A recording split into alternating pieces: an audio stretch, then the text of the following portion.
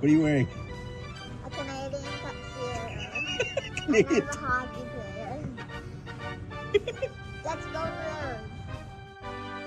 Let's go Blues. Let's go Blues.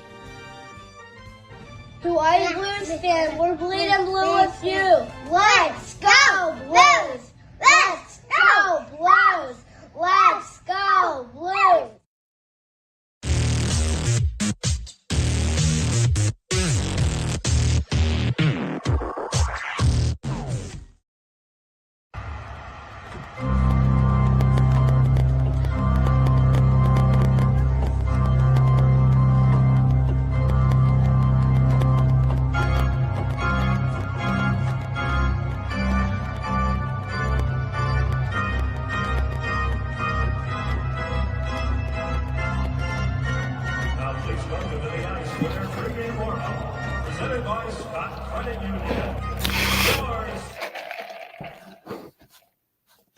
Hello, hello, hello! Your BlueNote fan report.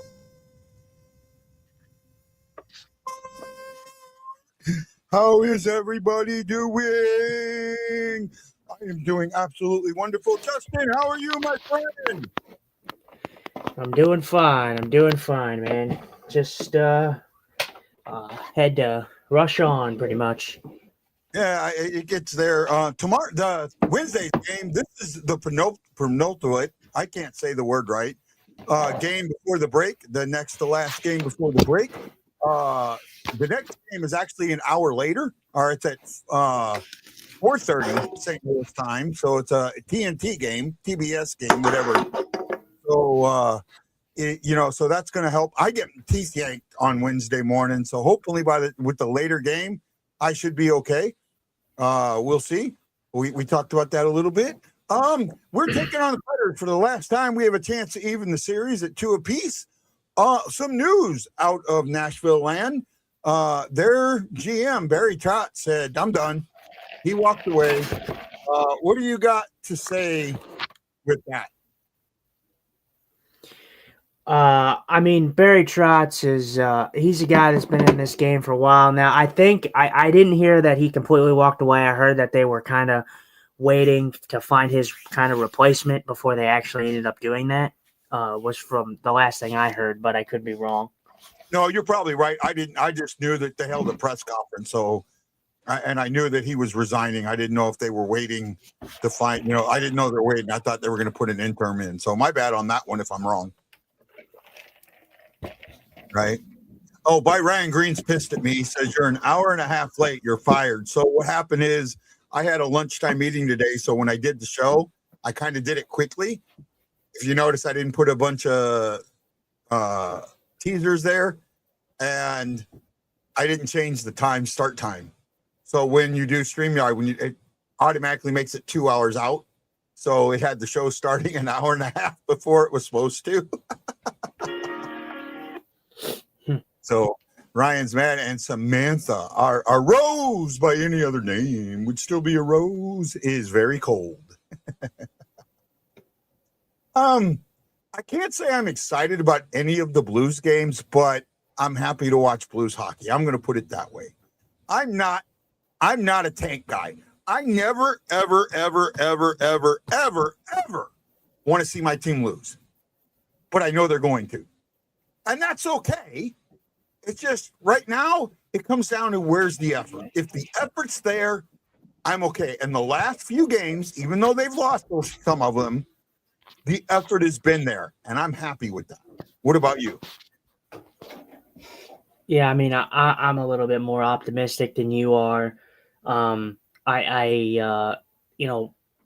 You pretty much righted this team off when they played Tampa, and they ended up beating Tampa.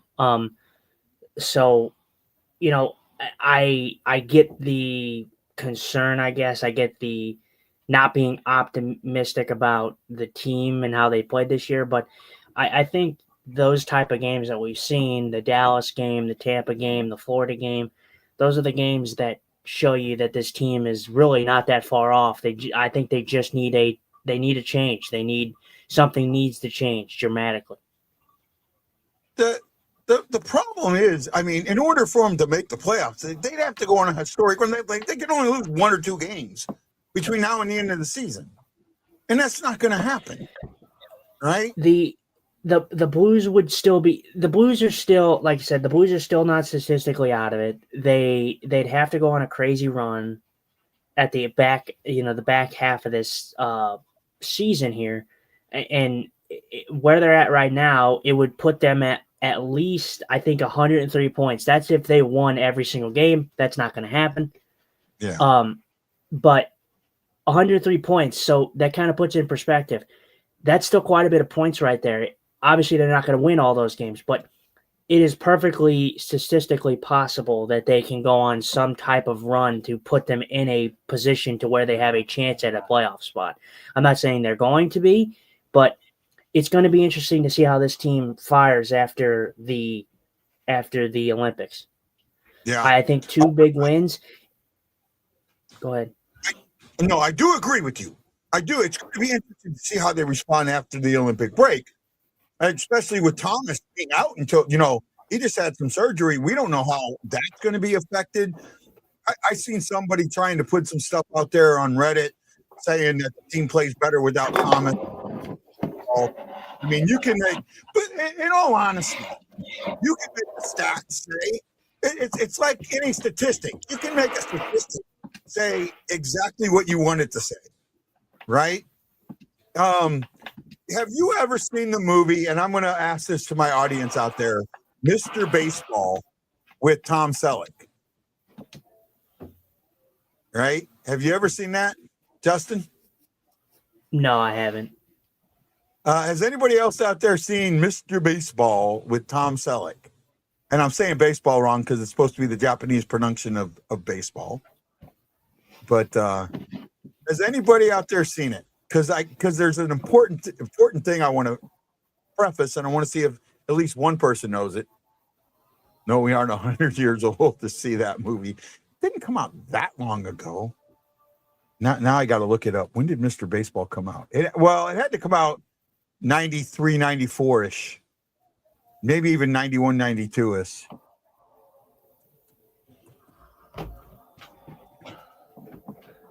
Oh, 92. It came out in 92, right?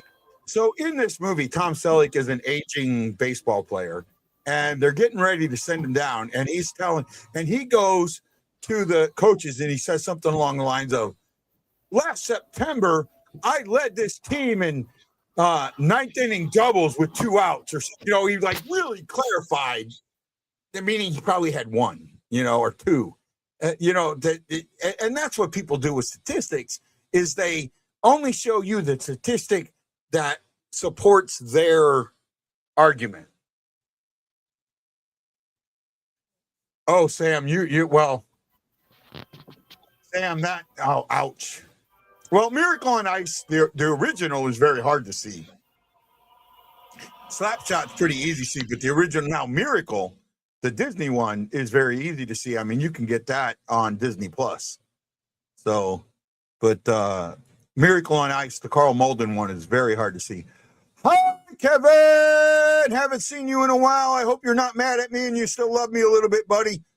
Hope you're doing good. So that's what I was trying to get at with the statistics, that you can make them say whatever you want. And this is also the dad strip. We asked about that. Here's the dad strip now. They usually do it 2 games. I get it, man. I just want to make sure that I'm still on the favored nation list. That's all, bud. Sports movies are usually cringy. Only sports movies I like are Rudy, Friday Night Lights, but those are football movies. Well, Miracle was really good. Mystery Alaska was really good. Slapshot could be cringy, as good as it was. The Mighty Ducks, while good, they were cringy.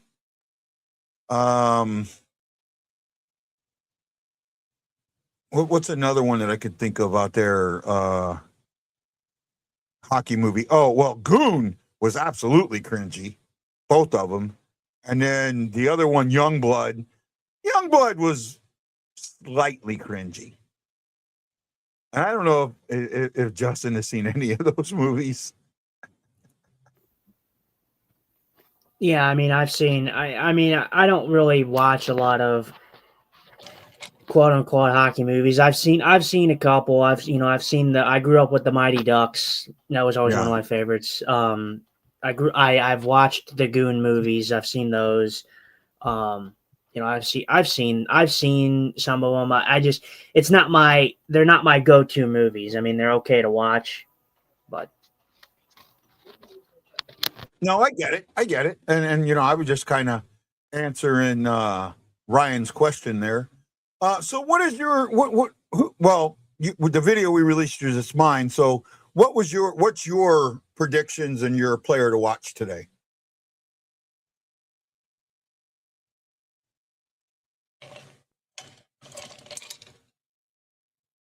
You're muted, bud.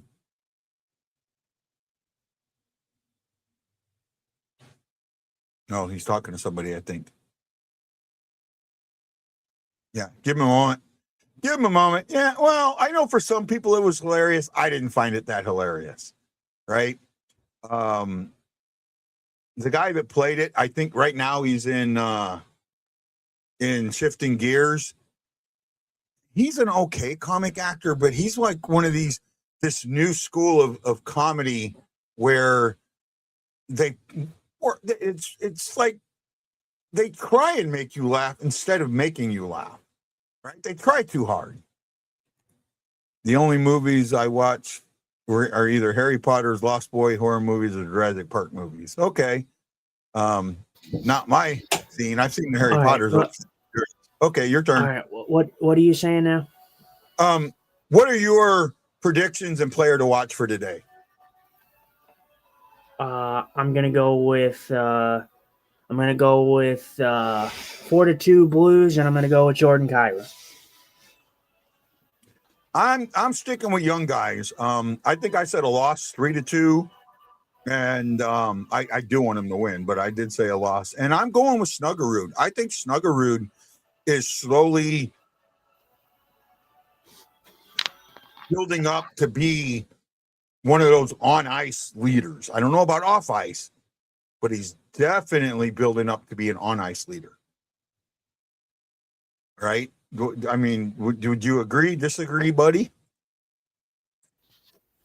Yeah, I mean he's going to be a solid player down the stretch for the Blues. I mean he's going to be a big part of this future. He's going to have to show up. He's definitely been a noticeable guy on the ice. Dvorsky as well. That would have been a great choice too. Dvorsky's been excellent. The fact that we were talking about this guy not being ready, and then all of a sudden he's coming to this year and has played excellent since coming up, and that pretty much solidifies that he definitely gets a spot next year. Snuggerud, obviously, he was always going to be on this team. The big guy for me is going to be Stenberg. Stenberg, I think, is going to get a roster spot next year. Yeah, I can see Stenberg getting a rocket spot next year, or a spot next year. I really can. Sorry, I'm dealing with a message here real quick. I definitely see that. I definitely see the Blues maybe targeting his brother. What do you think about? Are you on the page with that? By the way, before we answer that, big old thank you to Aaron Nils, Stanley Seymour, and a rose by any other name is still a rose. Samantha Rose Robinson for putting that thumb in the air. Don't forget, if you can afford it, give us some stars. We appreciate them. They help keep the show on the road with the 15 people watching. Thank you so much to each and every one of you. Okay, now you can go. Yeah, the Blues, like I said, the Blues are going to want to, if they're gonna have a poor season and not show up this year, they're going to need to get a top 3 pick. There's still going to be good players, in this draft, but your primary targets are going to be your top 3. So right now it's going to be Stenberg, Ivar Stenberg. And it's going to be a defenseman. I don't remember his name, but those are your 3 picks right there. So if the Blues can fall in between those top 3 picks, you're going to get one of those guys. I would try to go after Ivar Stenberg just because you can kind of have your own Sedin situation going on. I think both of those guys could be really great players for the Blues. As brothers on this team. And I know we've had some brothers on this team. I know we've had some big brothers on this team, but the most recent brother tandem has been the Josephs, and we saw how that went. Like I didn't really hate P.O. Joseph. He just wasn't. The Joseph brothers are never gonna. They're not gonna be the end all be all. Like I think Stenberg I think the Stenbergs could really be something special for this team. I do agree with you on that. The Joseph, yeah, they're not. They're like the Suter brothers, Ron and Richie, right? They were going to come in and be role players. They were never going to be those guys that stood out, and I get that. So I'm okay with that. Think about if, and Sam says, think about if Dvorsky and Otto are only 20 years old. They're super talented and fan favorites. Yeah, you're right, and that's the one thing. That's the positive that I'm taking out of this season is that the future looks bright. That the future absolutely looks bright. That there are guys that can do something special very soon. Hey, Dr. Detroit, how you doing? Welcome to the show. We appreciate you. Greatly, greatly, greatly appreciate you. What else we got here? Da da da da da da da da. Da, da, da, da, da, da, da, da. I lost my thinking for a few minutes. With puck drop, Hofer hasn't. He's both Hofer and Bennington honestly have played well lately. Results haven't been there. With Hofer tonight, do you expect him to play well and get results, or play well and not get results? Hi, Eric from Springfield. Welcome to the show, Eric. We appreciate you. I mean, for me, the Blues, I think the Blues win this game. The Nashville Predators have had the Blues number this year. I mean, I feel like it's a matter of time before the Blues got to have, a good game. I mean, they won one game. They won the game, and I believe it was in St. Louis. They won that game, but they've been destroyed by them the 2 other times. So if history is going to repeat itself, you got to think that the Blues are in contention for having a blowout win. So let's hope that's tonight. Yeah, I'm kind of. I like where you're at. I really, really do. I mean, I really do wish that I could have the positivity that you have right now with everything's going on. And I absolutely mean that.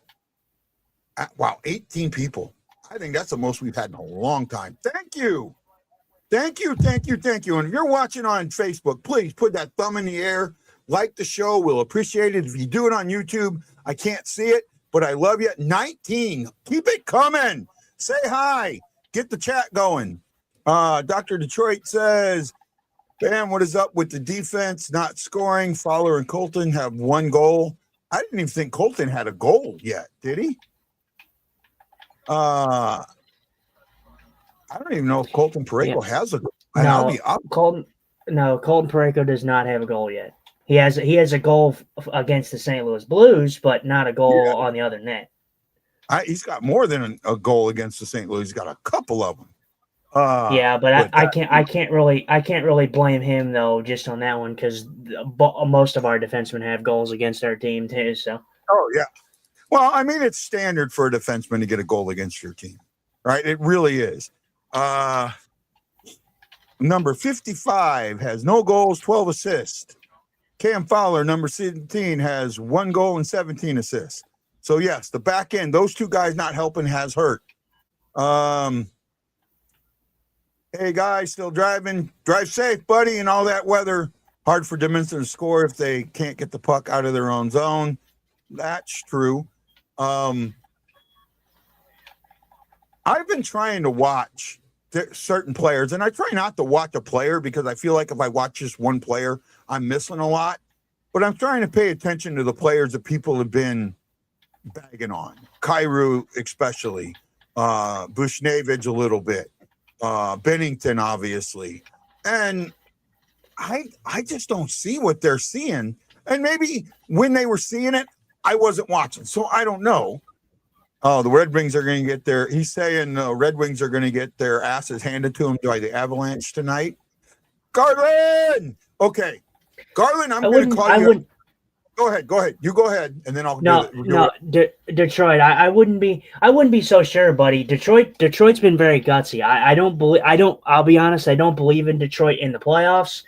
I would love for them to be good because when Detroit is good, hockey is at its best. You know, they're one of the original six. They're definitely when they're good, hockey is good and it's fun to watch. So don't be so sure. The Avalanche have screwed up some games this year and they've lost some games that they shouldn't have. Yeah, no, I was doing it more as a joke at Dr. Detroit.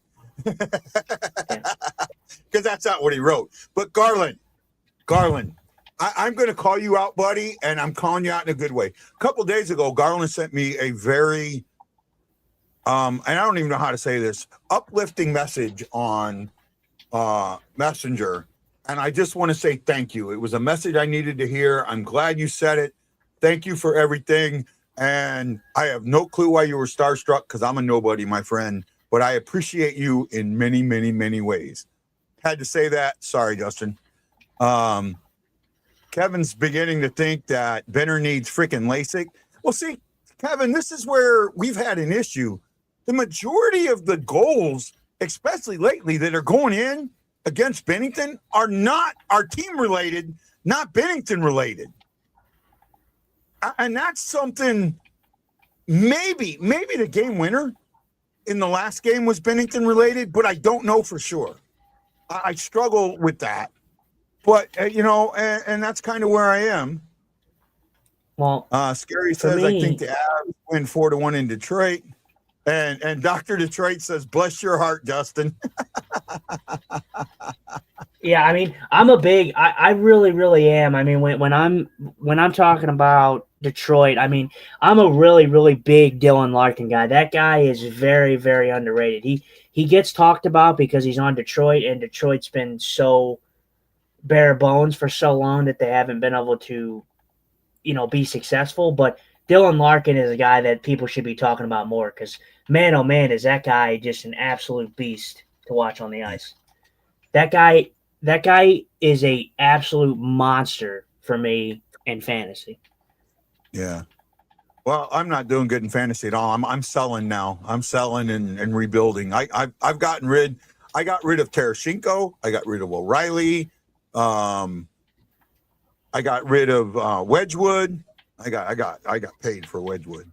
I'm sitting there thinking I may get rid of Thomas, but I may wait until the beginning of next year to do that. Or wait until draft time comes around and see if I can pick up some first round draft picks. But right now I gave up. My league is set up to where, because it's a keeper league, it's really hard to win unless you're one of these guys that can just get people to love you and make trades. And I'm not. I piss people off. Garland says, I was in Nashville to see Stamkos make the Blues hold his trophy while he kissed their girlfriends. It was brutal. First road game and oof. Oh, that must have been in 2017, I think. Or no, 15. 2015 or 16. 16, 7. No, probably. No, because in 17, in 16, 17. Yeah, 16, 17. That would have been 2017. Okay. Kyrou to Montreal, lots of talk. And I think that's all it is talk. Because I think Armstrong, and I'd seen something today that basically said very few teams can do what Armstrong once done. Like, the price is so high, it's the I don't want to sell price. You know, it's like you have, for example, my Brett Hull, Adam Oates puck. It's probably worth $30 at the most. The signatures are wearing out. You know, it's old. It's not in premium shape, so it's not worth that much. But if someone asked me what I wanted to sell it, I'd tell them $1,000. Right? My hat, my hat. You know, the Ryan O'Reilly hat I have, the trumpet hat. You know, I've been offered $1,000 for that. I'm not going to sell it. I think it's a joke, but I still wouldn't sell it. And this last game in December, Stamkos scored 4. Oh, okay. But you said hold his trophy. I wasn't sure what you meant by hold his trophy. I thought you went when the Blues lost in semifinals or something. But yeah, we need our guys to be our guys tonight, you know, and we need them to play good hockey. That's all it is. We need them to play good hockey as we're getting ready for puck drop. Right? I don't know what else more to say. Jason McMillan, John Jeffrey, Eric Doris, I think. Thank you. Darius, I think. Eric Darius, thank you. Appreciate that. I have a puck display case and I have it put away, but again, the puck's been moved around a couple of times and that. So, you know, it's gotten to the point where things have worn off it. So, but I do have it, and I hope to one day get them to both put the HOF on it. Yeah, pretty cool.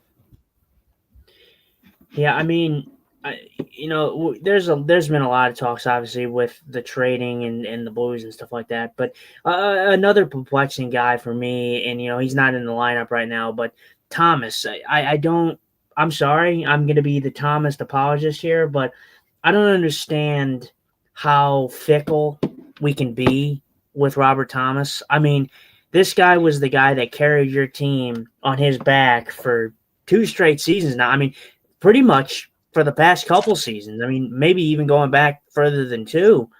And now he's having a down year, and now we want to act like he's just not good anymore. So I don't understand it. I don't like it. But I mean, people are going to think what they're going to think. I don't personally think that you know what you're talking about. If you're one of those people that are like, oh, well, just get rid of Thomas. It's just easy. Just get rid of Thomas. Thomas has carried your team when this team was bad. So I need those doubters and detractors to just hold back a little bit. Yeah, I'm on the same page with you on that. Sam says my 30th birthday is 23 days away, so I'm guessing that's the 25th of February. Sam, make sure you remind us so we can do something special for you. That's probably why she won't remind us. Tonight for me is all about just seeing the young guys play. I don't have. Like, I'm not holding my breath anymore. I'm at the point where, and I'm like, for me to be at this point where I'm saying the season done. You talk to most of these people that have known me for the whole 8 years, even the season that we got the 10th pick where we traded Tarasenko and O'Reilly and Barbashev and all those guys. I was still holding out that we were going to get a playoff spot. This year, I just don't see it. I just don't see it. So I apologize, but shoot me if you want to. Yeah, I mean, you're gonna look at the young guys. I'm gonna look at the older guys to show up. I already know what we're getting from the young guys. They're hungry. They're showing it. They're on the ice every night. They're noticeable. They're getting bigger opportunities out there on the ice. I'm looking for the more notable guys, the Pavel Buchneviches, the Jordan Kyrous, the Jake Neighbors, the Braden Shins. How are those guys going to handle this? Those guys are going to have to be your guys that are going to have to step up and play like your top guys if this team stands any like of a chance to possibly get back into this thing. Because, yeah, you can have your young guys playing well, but if your young guys are playing well and they're showing effort and they're really playing hard out there and your more veteran players are not, then you're not gonna have success because your young guys are only gonna take you so far. They're young guys. They're inexperienced right now. Yeah. So No, you're right. But at the same time, that's the growth that we need to see. Will you see that growth? Right? Will you see that growth? Sam said. Oh, go ahead. No, I just was saying I'm not concerned with any of their growth. I think they'll be fine. I think Snuggerud, Dvorsky, those two are going to be fine, and Stenberg's going to be fine. I think.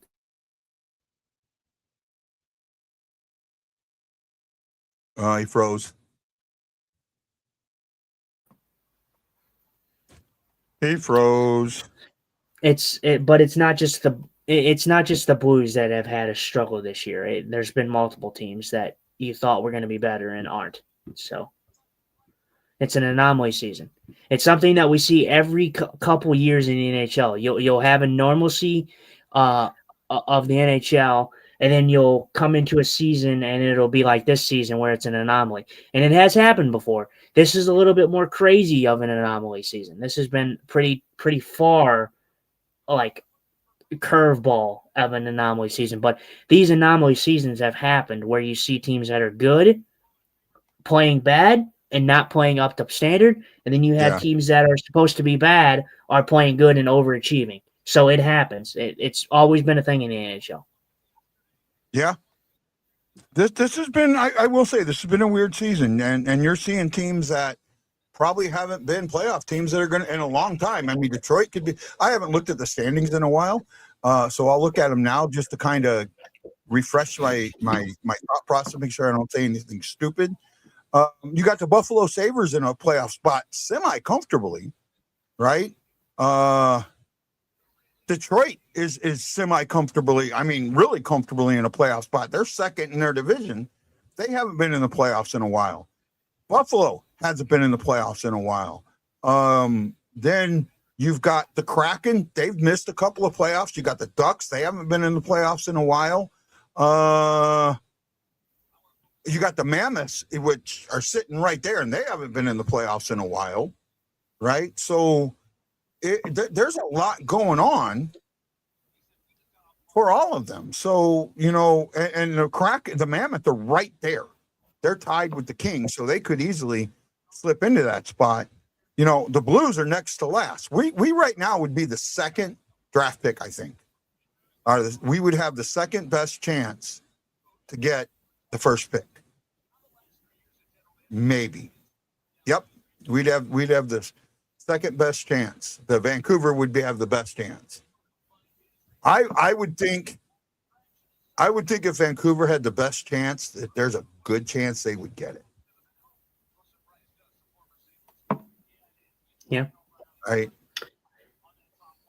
It's all about and oh, go ahead. No, it's all going to depend on how the season ends. The season's not over yet. The standings have been so weird that anything can change. So what we see now is probably not where we're going to finish with. Even though teams like Chicago, teams like Nashville, they're having better seasons. I still on paper don't think that either one of those teams are better than the Blues. On paper, I mean they've overachieved expectations. I mean everybody had Chicago in dead last in this division. Yeah. They're second to last. Nashville, we expected them to be better, but I'm sorry, still on paper, they're still a better team than the Predators. I mean, outside their first line, there's really nothing in Nashville. So it's just teams that are overperforming right now and underachieving. So we shall see, but the standings that we see now, I don't expect the Blues, just because of how stingy the Blues are with that. I just don't expect them just to fall gracefully into the night. Something tells me that they're going to be maybe not resilient, but maybe resilient in a way, but they're just going to be resistant. I just don't see them caving in immediately. Yeah. No, I'm with you. I know next season I'm probably not going to get and believe it, I'm already looking at next season. I will not get as hyped up as I did for this season. right? Knowing and even that, knowing that the future's bright, that we could have a top 4-5 draft pick, or a guy that we get that comes out right away. Not a guy that's waiting. A guy that's they're going to give him his first 8 games. He's going to get those games. But at the same time, I think it would be hard unless we got the number 1 overall draft pick. It would be hard for a guy to break that lineup, right? Even for the 8 games, I think it'd be really hard for that guy to break into the lineup. You know what I mean? With what we have coming up with Stenberg, Lindstein is probably really close now, and a couple other guys that are there. I just think that there's only one thing the Blues need to make the Blues a relevant team again, in my eyes. What about you? What do you think the Blues need to make the team relevant again? Well, for me, I mean, I feel we're gonna see some change. We're definitely gonna see some shifting, because I think the Blues will be sellers at the deadline. You're looking at a Shin being gone. You're looking at a Justin Falk being gone. So it's gonna open up some spots.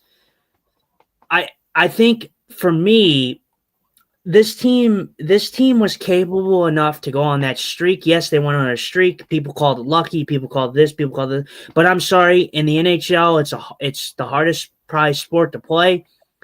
They're all professional athletes. They're all skating on skates. Any team that wins 11 games in a row or 12 games in a row, whatever it was, that's not lucky. You don't win 12 games in a row by being lucky. I'm sorry. Yeah, you do get bounces. You have teams that get fortunate bounces. But if you go back and watch that stretch of hockey, they were arguably just one of the best teams in the NHL, and that's not luck. So I know that this team is capable. My thing, though, is how it goes back to this being an anomaly season. If I'm anybody watching the Blues, I am hoping that they don't get a top 3 pick in this draft, because if they do, that's not good for the teams that are not going to be getting that pick, because the Blues, I think, can be competitive. If they can find their identity, they're a hard team to play. It's hard out for anybody in the playoffs. They can get there. If the Blues are getting a top 3 pick and they're getting like an Ivar Stenberg, McKenna, you're already adding to a young team in St. Louis that has a lot of great players on it. Yeah. And you're looking at a situation where if you don't dish like a Kyrie, if you don't dish a Thomas, you're looking at a situation where you could have a team consisting of Holloway, Kyrie, Thomas, the Stenberg brothers, Dvorsky, Snuggerud. That is, yeah. I mean, that is insane. That is absolutely insane to think about. So the fact that this is an anomaly season, it makes it exciting for me. I'm not going to get too overly excited, but it makes it exciting for me, because if the Blues do get a pick, that's not good for the rest of the NHL, because I think the Blues are capable enough to turn it back around, and giving them a really good piece in this draft is probably not ideal for any team. Yeah, I'm with you. I am with you. So if they did, let's say they did finish with the number 2 or 3 pick, would you want them to trade down into the 20s? What do you mean trade down? No. If they're gonna finish and they're gonna get a top 3 pick, no, I'm taking the top 3 pick. Okay, what if they get number 4, 5, or 6? Oh, by the way, puck drop. Yeah, knowing the NHL, I have a feeling that that like I said, I'm saying that somehow we'll finish one of the bad teams, like one of the bottom 3 teams, and then somehow the draft will screw us and we'll end up being 4th. So then we'll be top 4. We will have the 4th pick, and the top 3 picks will be other teams. Which that's exactly what I'm picturing probably will happen, which will be annoying. But if I don't know. If we finished 3rd, the worst we could get is 5th. I do not think we would get 5th. That means that 2 teams below the Blues would teams 4 and below would end up being lottery picks, get the lottery. I know that's happened before, but I really just don't see it. Oh, wow. Berggren took a puck right off the face. I think it hit his stick and then hit his face.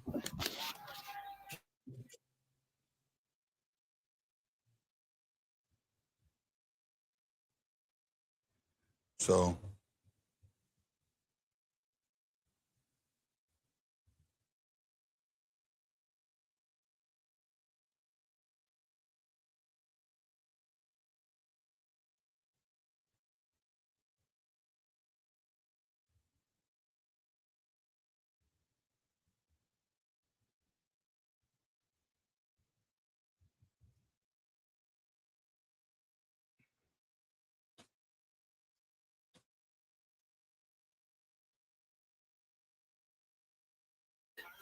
come on, They played Blue. it.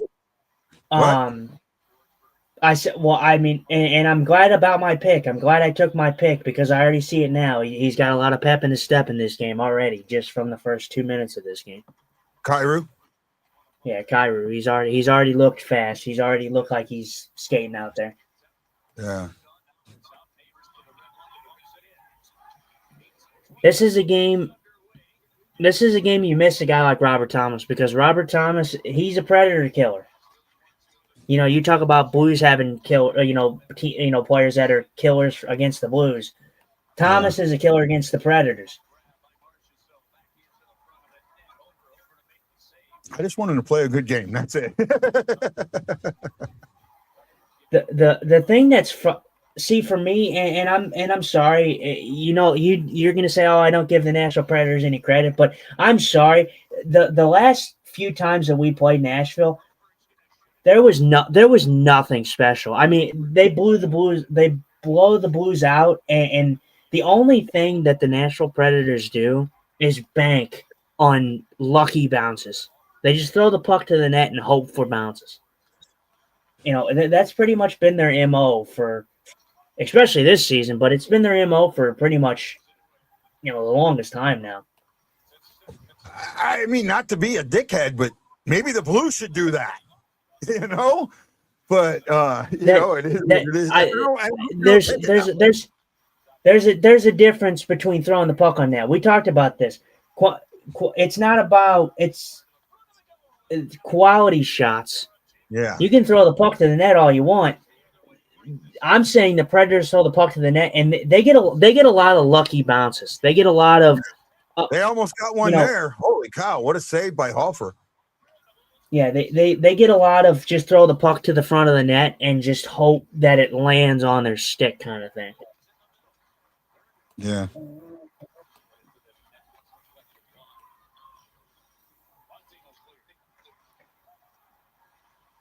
Good pace of this game so far. I'm sorry? I said good pace to this game thus far. Yeah. Yeah. Good pace. Solid pace.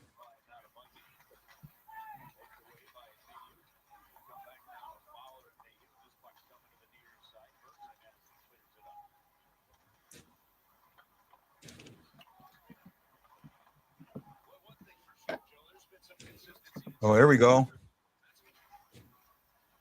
Oh, nice pass around oh, nice little shot by Kyrou there. Nice little shot. If I'd hoped he'd give up the rebound, but he didn't. People got on to the fact that when I posted this projected lineup that Nathan Walker was not in this lineup, and I said, quite frankly, I was just straight up honest. I said, I love Walker, but Walker has not been effective here recently. Yeah. So I think he's dealing with this injury. I really do.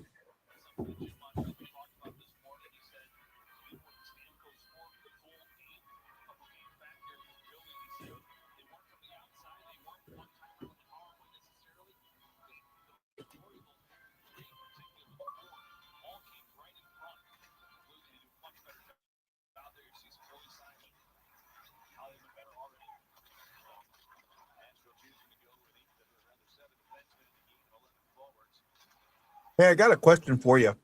And I'm doing this online because I want to instead of offline because I kind of really want to get your thoughts and I want to maybe get the thoughts of some people watching.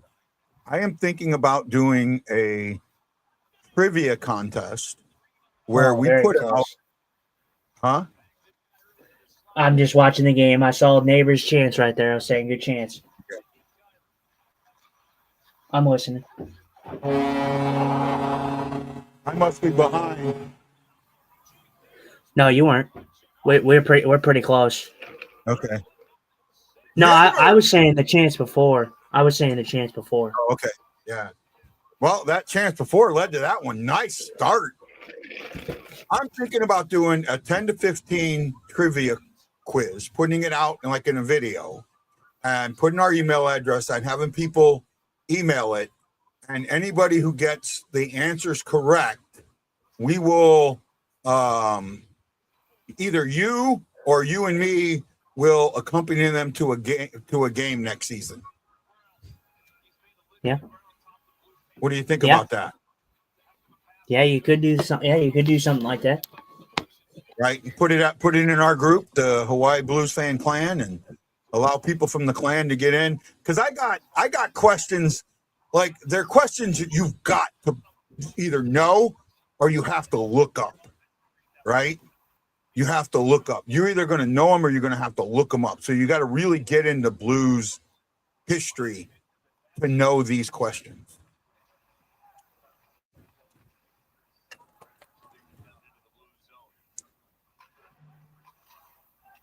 Like one question that I could use, I want to see if you know the answer to this. And yes, we are paying attention to the game. Blues are winning 1-0. We're just kind of talking about it as it goes on. Pace is good. What year have the Blues had the least amount of draft picks and why? Yeah, I couldn't tell you. I'm not even gonna try. The Blues have been a team since what 1967. Not even gonna try. So, not even gonna try. Hey, I'm going to ask the four people that are watching. I'll ask first, what year did the Blues have the least amount of draft picks? Oh, that was Hofer almost gave that one away. That almost went in. That's what scares me about him. He's so good handling the puck. Maybe he's too good, but he makes these mistakes.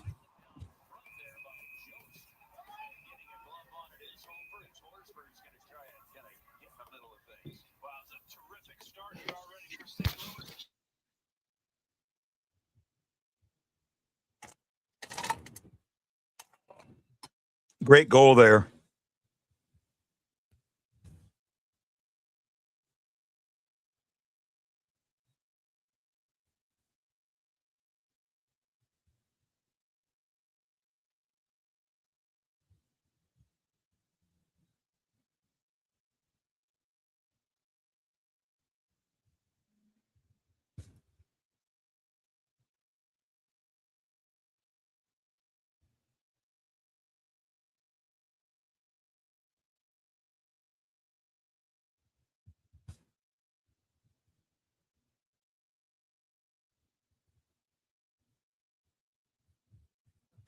It's a commercial break, so no one's well, there's only two people watching. I'll wait to the break to see if more people come on at the break and throw that question back. I'm surprised Shockey. I haven't seen Shockman today. Ray Dominguez, my Navy friend and fellow coworker. Joseph Trigg, Jason McMillan, John Jeffrey, thank you all so much.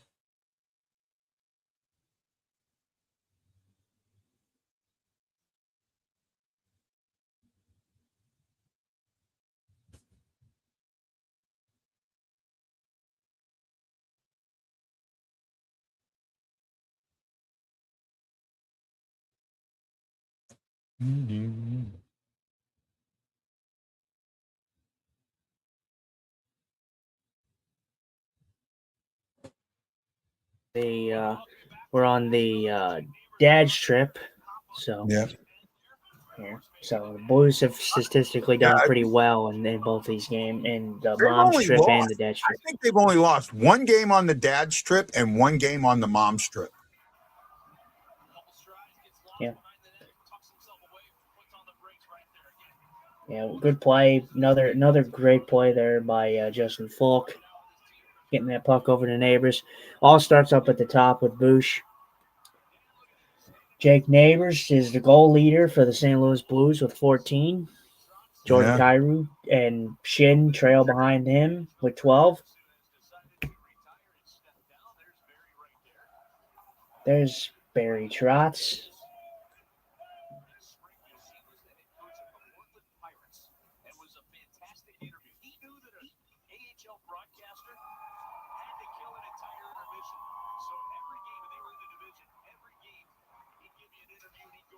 Huge draw win there by Suter.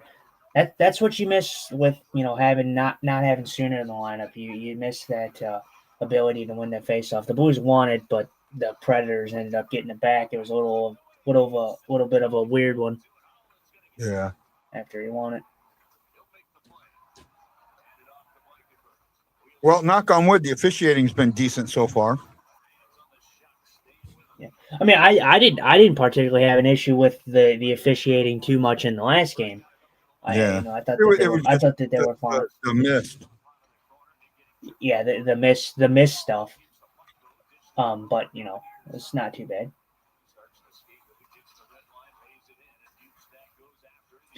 The first period. This is the thing, though. The first period is not what you're going to have to worry about. It's the second period.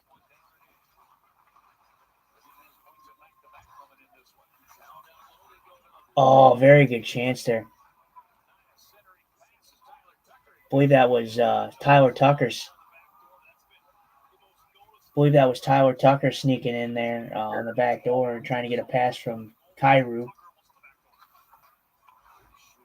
Kyrou's definitely had some pep in his step, and that's what I'm talking about these veteran guys like Neighbors, like Bush, like Kyrou, stepping up against a team like Nashville. You should. I'm sorry, but you should beat a team like Nashville. You should. I'm with you.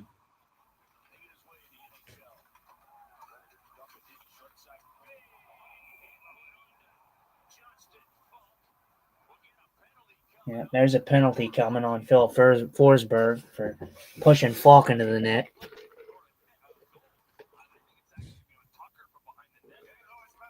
Okay, never mind. As soon as I said that we're going to get a power play, no, we're going to get a penalty.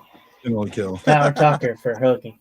I see Falk going to the net. They're calling a hook on Tyler Tucker.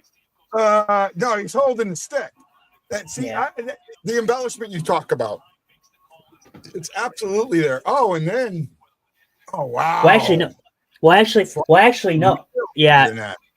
Yeah. Well, actually, no. I wouldn't even say that. That's not embellishment. That's holding. That should be a holding on. If you want to call Tyler Tucker, sure, but you should call Steven Stamkos for holding the stick. Holding, yeah, absolutely. See, I have a problem with that hook. When that guy clamps that shoulder down, that's a hold. Call that. You call that, and that goes away. Well, and the thing is, the thing is because then their mentality is, oh, well, that's just a veteran play. He's just clamping on his stick. That's what veterans do. That's a terrible mentality. I agree. That needs to go. That needs to go. It's clearly holding the stick. That's exactly what he's doing. I don't know why people have this ideology that it's just a veteran making a veteran play. No, he's holding his stick. Yeah. But here's what it is. Blues on the penalty kill. Penalty kill has been rough this year for the Blues. Yeah, and at first I thought it was, just because they weren't on the penalty kill enough, but now those numbers are. Yeah. And O'Reilly scores. Yeah. And I traded O'Reilly. God damn it.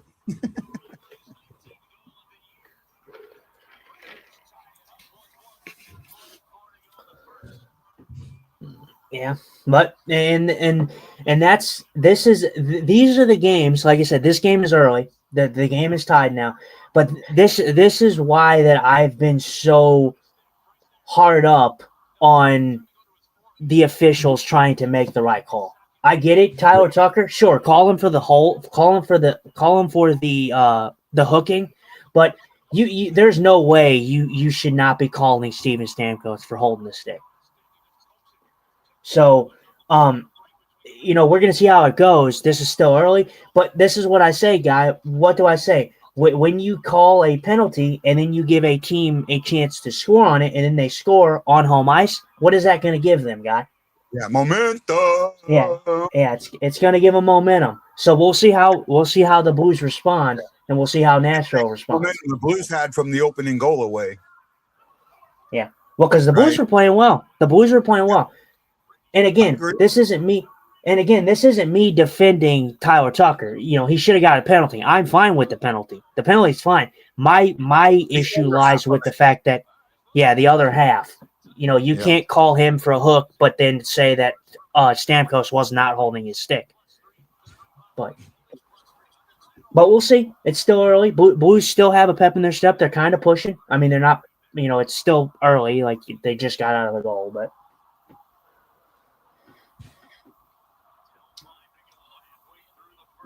Halfway through the first period here. Shots 8-6 for the Blues.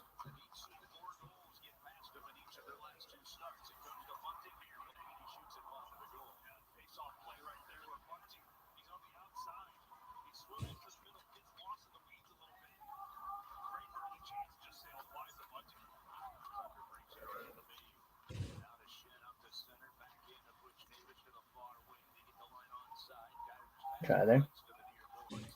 I will say, out of one thing that Nashville has, I kind of like. I don't like the thing around it, but I kind of like the face-off dot, how they have that to where it's not just the logo. I like the plain logo, but I like the solid background in the middle. I kind of like that. Oh, in the center. The big. I don't know. It just kind of appeals to me in a way, just because I don't like the stuff around it. Like, I don't like the wording around it, but like as for like the yellow and just the big circle of yellow with the logo, I like that. I do. The Predators are one of the few teams in the league where their name really matches up with who they are, right? The Blues are one of those teams. Preds are one of those teams. The Sharks are one of those teams. The Kraken's one of those teams. But there's teams that don't. The Blackhawks, obviously not. The Panthers, I'd say, are in that category. The Panthers actually do. The Lightning, maybe. But the Panthers actually do, because there is a such thing as the Black Panther in Florida, right? It's a type of cougar, right? Or mountain lion. But it is the Panther is something that is part of the Florida or the Miami area. So that one I understand. I'd say, another one, Calgary, the Flames, that doesn't fit because that name's from somewhere else, right? That name's from somewhere else. Vancouver fits. I'd say about half the teams, their names fit. About half. But a lot of them don't. The New York Rangers don't work. New Jersey Devils don't work. The Islanders do. Buffalo Sabres stretch, but I get it. Like New Jersey. Huh? New Jersey. Yeah, the Devils, that doesn't work. The Ottawa Senators, that doesn't work. That's just an old name. The Habitants work. The Maple Leafs somewhat work. The Stars don't. Well, they do now. They do and they don't, okay? The thing is, they're not really the Stars. They're the North Stars that just took the name Star out, or North out. So maybe kind of. I mean, that's a little bit there. The Ducks don't. The Kings don't. Right? The Penguins don't. The Flyers don't. You know, I don't see any connection with Philadelphia with the Flyers. I don't see any connection with Pittsburgh with the Penguins. And that's just one of the things. But when you look at Nashville, it does, because, I mean, the reason that they're the Predators is they found saber-toothed tiger remains when they were, I think, where they built the stadium is where they found saber-toothed tiger fossils, right? So that's where that comes from, and that makes sense. I like that. You know, I like Let's the see. crap Do we have any? with Seattle. That one works. Do we have any comments? Have we missed any comments? No. I think I've covered them all. Hefner said Stars do. Lone Star State. I get it, John, but you got to remember what their name originally was. So maybe sorta. And then Sister JJ says they are the Devils. Yeah, but New Jersey, you know, it just doesn't fit. You know, for me, the Bruins, Boston, the Bruins. You know, I mean, maybe there were Bears in Boston at one time, but it's been a long time since there's been Bears in Boston. You know what I mean?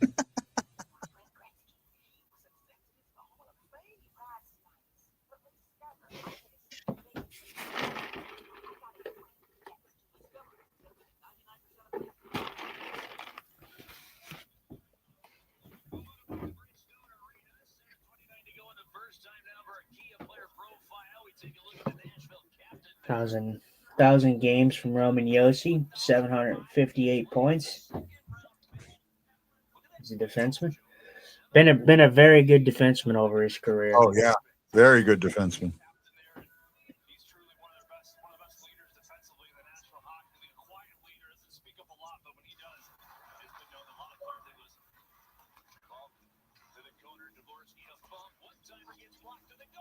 Oh, a very good chance there.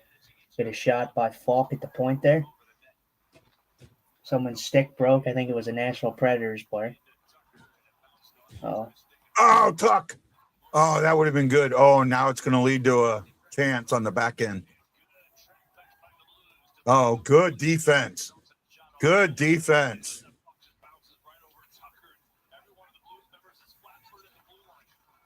Oh, wow. What a steal.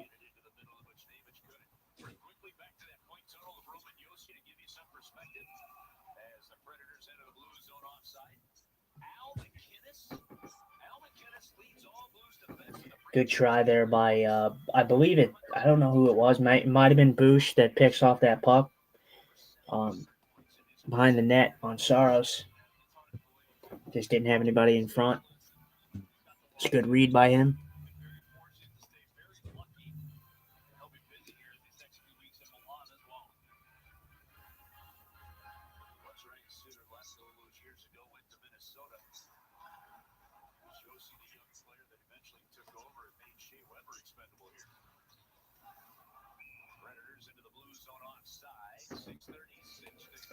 .636 left to go in the period. Yeah. Oh, he's been getting that hate all season, man. And it is the exact same hate Allen got. Exact same. What? Ryan Green says, I'm starting to notice Bennington is getting the same hate Allen got before he left. And yeah, I mean, Bennington took Allen's net. That's very true. And then he says the circle of life behind it. Yeah, it might be happening. I mean, like I said, we can talk about, you know, Jordan Bennington has had some good starts. There's been some starts that aren't on him. There's goals that aren't on him. And that's the same for every goalie. It's hard to blame a goalie. But the fact of the matter is whether you like it or not, goals saved above expected is a thing. And although you don't like the stat, Jordan Bennington has not made the saves that usually you expect him to make. Like, there's been he's had games where he hasn't even been making the saves that you expect him to make. Looks so like the Blues going back on the penalty kill. Yeah, no, you're right. It's Predators are going on the penalty kill. Oh, Yeah, Blue's going on the power play for interference. Oh, the way they had the puck and it looked like the help went up, and then I didn't hear the whistle. Yeah, he was taking a shot. But yeah, no, like I said, Jordan Bennington is a guy that doesn't deserve all the blame. The team has underperformed, but the facts are the facts. The stats are the stats. And when Jordan Bennington is so far below every other goalie in the National Hockey League with expected goals for, that speaks volumes. That tells me that he is not playing up to Jordan Bennington's standards.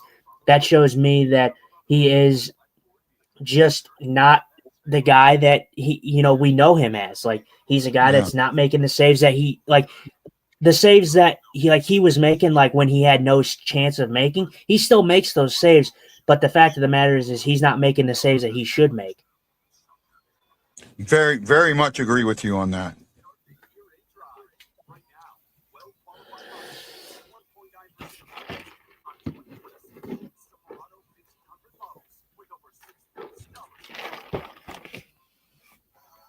Ryan says sometimes it's hard as a fan. When is it truly the goalie's fault or the players in front of him? And that's a very good thing. And a lot of times, the problem is a lot of casual fans just immediately assume that every goal that goes in is the goalie's fault. They really do. Oh, he should have gotten that. Oh, he should have done this. Oh, he should have done that. And most of the times, it's not the goalie's fault. A backdoor feed is never the goalie's fault. Thank you, John Hefner. Well, and the thing is, I want to just circle this back, because the reason that you can say that Jordan Bennington has had a down year and he's not been as good as he needs to be. I agree. You look back at the couple seasons ago when the Blues were, getting, out of the Tarasenko, the O'Reilly era, the Cup era. And then they get into this different era, and Jordan Bennington is left with a team that is pretty, stagnant, pretty young, pretty inexperienced, not up to standards. Jordan Bennington was outstanding, and you can't blame those on Bennington. That was a team that was really anorexic at doing a lot of things right.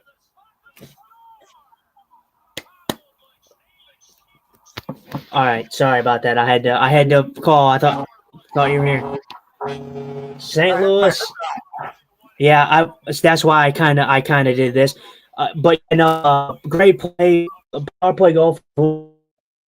Another guy that I talked about that I'm looking forward to step up in games like this. Pavel Buchnevich gets a puck from Neighbors in the slot, and a great one-timer for Pavel. This was a quick entry off the rush. Yeah. Two passes. That was it. Neighbors to Bush, or Bush to Neighbors, and then Neighbors back. Yep. And then back in the net. So very good power play goal. But yeah, no, another guy that I talked about that needs to, make sure that he's stepping up in games like this. And I think Bush has stepped up. He stepped up a lot this season, after the poor start that he had. Yeah, I agree with you. Ryan says, what if he is feeling the heat because of the Four Nation win? The Olympics is a huge stage. I don't care how calm guy there's some nerves going on, can see how that affects his game. And it's possible. I don't know. Maybe he hears the footsteps from behind, Maybe he hears that, and that's got something to do with it. I don't know.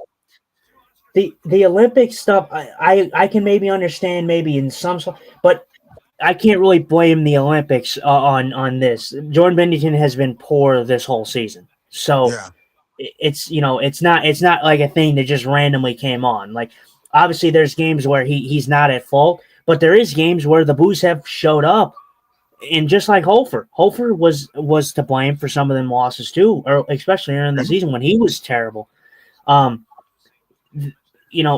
The Blues have showed up in games, and the goaltending has let them down. From both guys. Hofer's been great now. Like he's stepping up now, and he's playing how we expected him to play. But in the early portions, he was not good, like at all.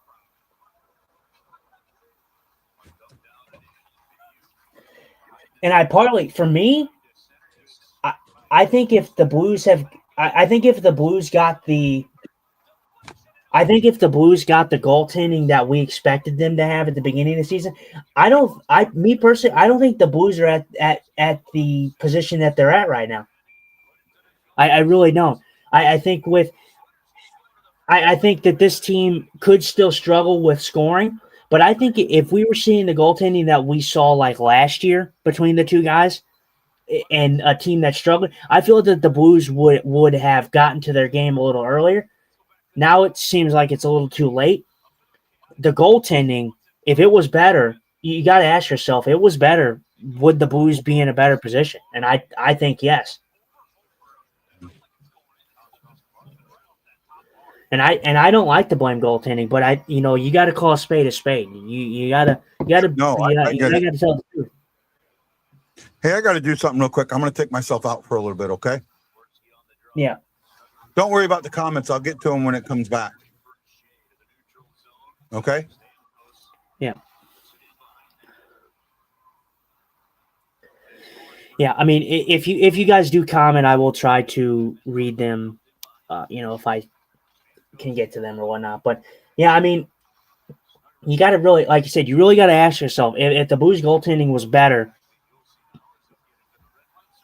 in the end. In the beginning portions of the season, are the Blues where they're at? And I don't think so. I think the Blues are probably in a better seeding position than where they are right now.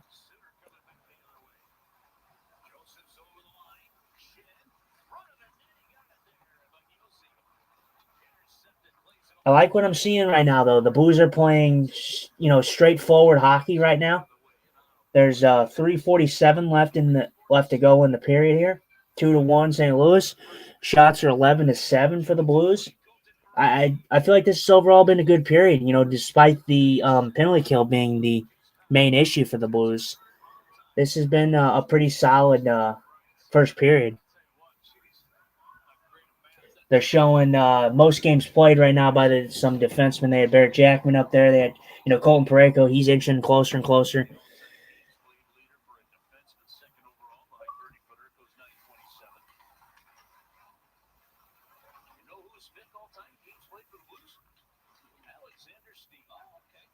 Fifth all-time, Alexander Steen for most games played as a Blue.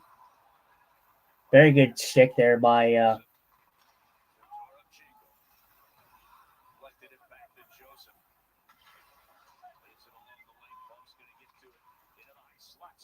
let me try there.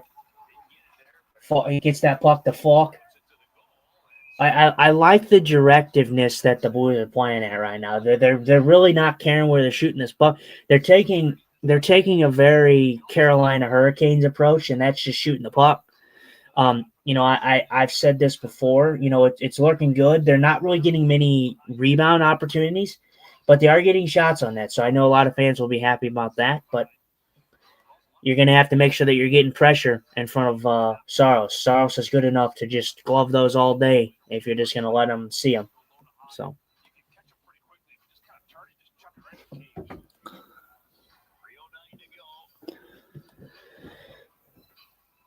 We have a face-off, 3:09 to go in the period.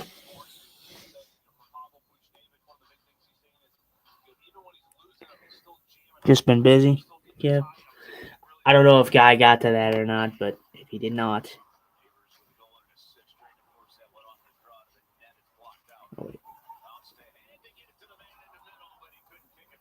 Very good play there by the Blues on defense. Sports movie. Oh, why is this not caught up with the comments here? This is not making my job easy, I'll tell you that.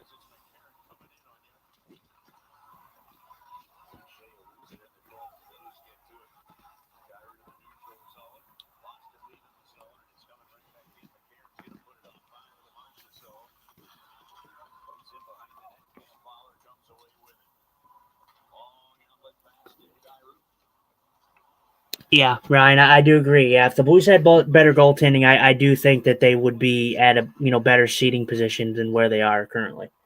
I really do. and most people would hate that take, but I'm sorry, but I think that is the best take I could possibly come up with, if I'm honest.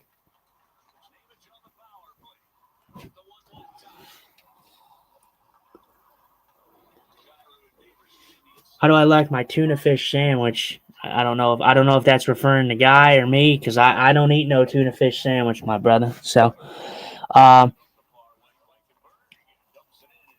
yeah, they do rely on goaltending, Ryan, but it's a team that has definitely relied on goaltending a lot more than others. But the fact of the matter is, it just hasn't been up to par. And I really do think, though, if the Blues had better goaltending in the beginning portions of this season, I think the Blues are definitely in a better position than where they sit right now. I definitely don't think that they're sitting second to last in the whole NHL. No, I'm with you too. I agree with that. I was watching the comments a little bit. I had to do something. I had something to do. I had to do something with my car. So I had to scroll down because for some reason I wasn't at the. That's why I was like, I'm sure I was getting comments, but I wasn't able to see them because I had to scroll all the way down to get to. There were only 4 of them. Yeah. So yeah. And what's this one say? Oh, but if the team had a better record, that would hinder the GMs from seeing the bigger picture, I guess. Hesitate, move. Sorry, guys. Yeah, I just, for me, I mean, anybody is a Blues fan. Everybody was talking about this team being a playoff team. Most people that I saw predicting this season, most people had the Blues as a playoff team. So,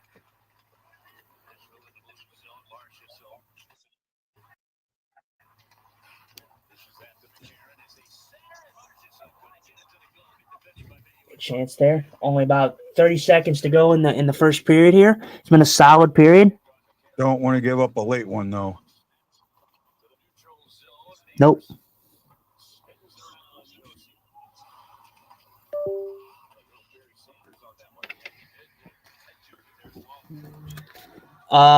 Ryan, what or not Ryan? John, yeah. I mean, whatever I have in my background here, I mean, it is what it is. I'm a Pokemon fan. You'll have to live with it. So. Well, John, we are working on getting him a green screen so he can have something like I have. Where that's something that's in the works. So just give us some time, bud. Well, that's the end of the period. This.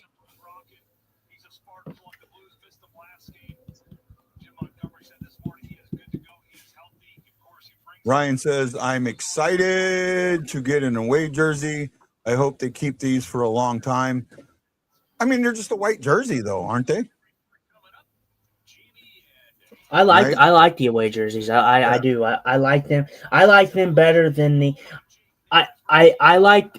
There's not really many Blues jerseys I hate, but I like these away jerseys better than I do the other away jerseys that we had. Yeah. Just in my opinion, I just like the color scheme of the lighter blue with the white and the yellow. So.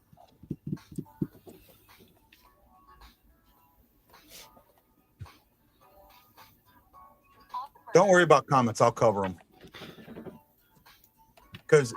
Because of your eyesight, there's comments I see that I just don't think need to go up sometimes. And I know with your eyesight, you have to pull them up to see them. So sometimes right now, just let me worry about them. Right? What'd you say, Ryan? Stuffed animals are sad. I mean, what do you think I do? Play with them? I don't play with them. They're on display.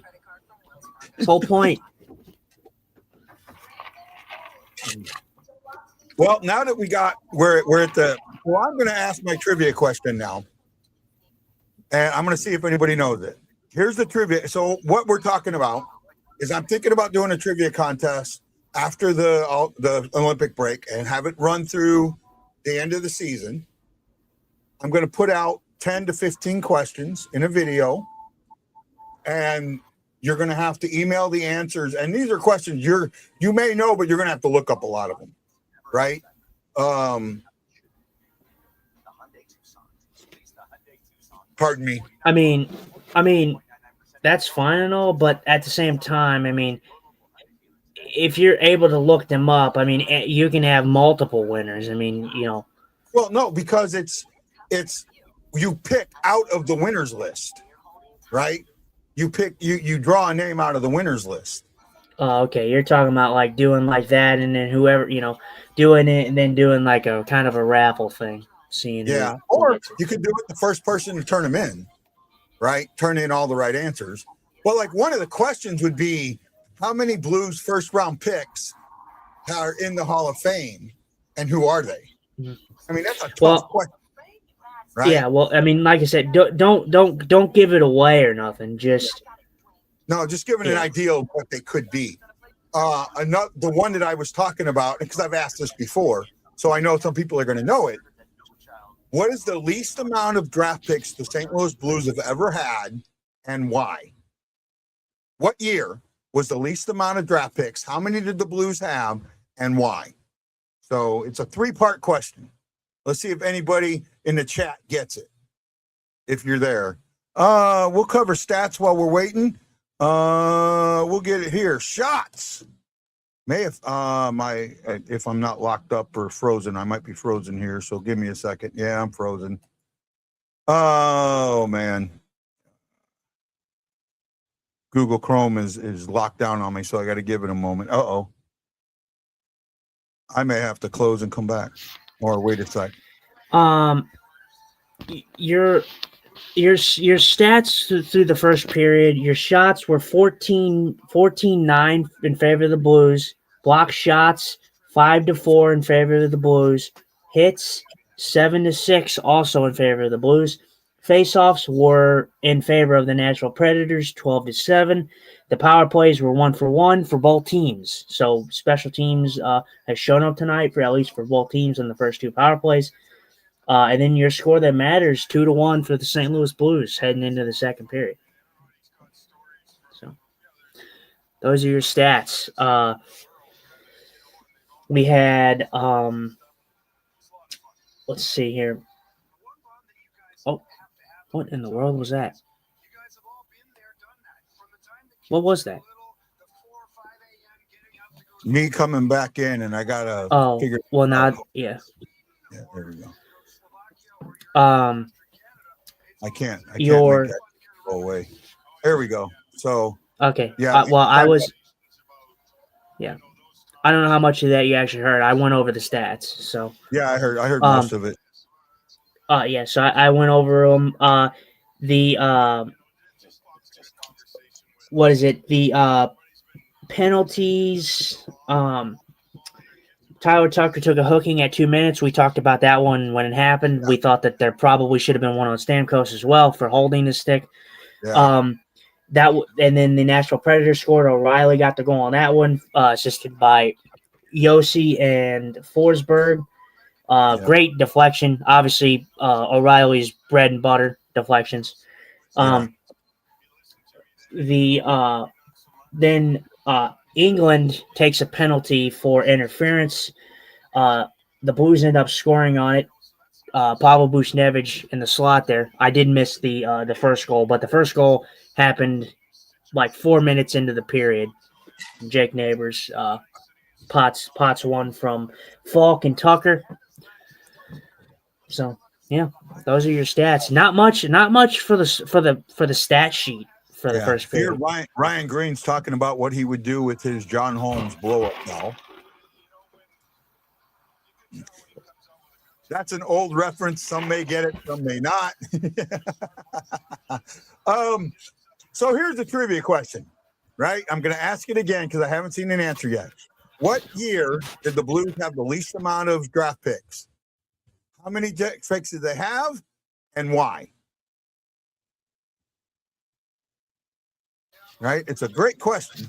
Can you shoot me out real quick? Say again? Can you shoot me out real quick? Yeah. There you go. Yeah, I know I'm a jackass. That was pretty good, though. You got to admit that was a pretty good one, right? Right? So give me a little bit of credit for that. I love you guys. So come on, somebody's got to know the answer to that. Where's Shockey? Someone send Shockey a message. 83. That is correct. It happened in 83. How many did they have and why? Well, actually, the question should be how many did they select and why?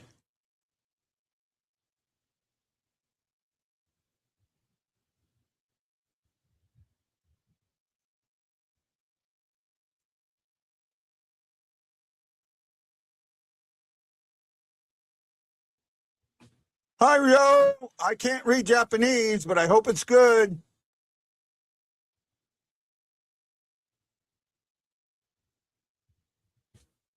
Oh, he knows you have a full blow-up doll. Shockey is right. Someone got him. It was 0 picks. They did not make a pick in that draft. Why did they not make a pick in that draft?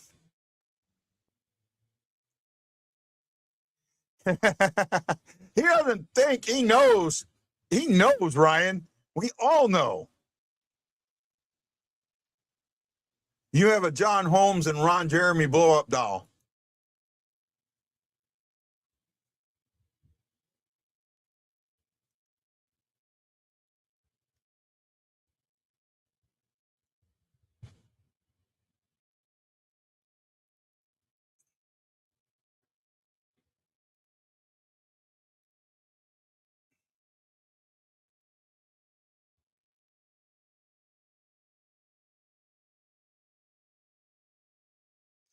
Not her. Come on, John. Don't be a dumb. Don't be that guy. Don't be that guy. Come on. I know someone knows the answer.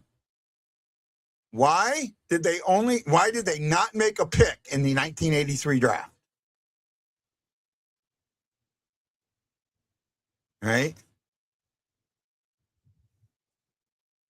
Something about management, but I forgot. That is close, Shockman. That is close. It is close.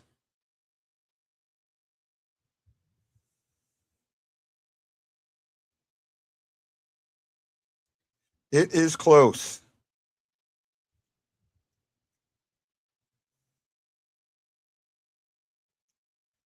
That was the year Ralston Purina tried to sell the team to Saskatchewan, and the NHL said no. So Ralston Purina handed the keys to the arena to the NHL and did not send anybody to the NHL draft. So the Blues pick was just passed over. And it's the first time that I think that's at first and only time that that's ever happened.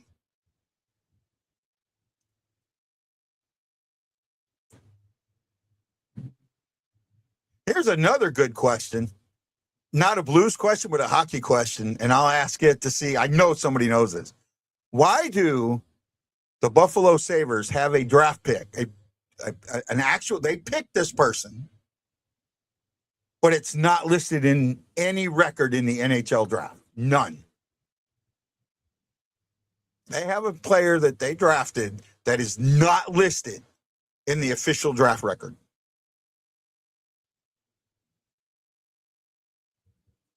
Blues have their fathers with them. What would you want to say or do with your father, guy?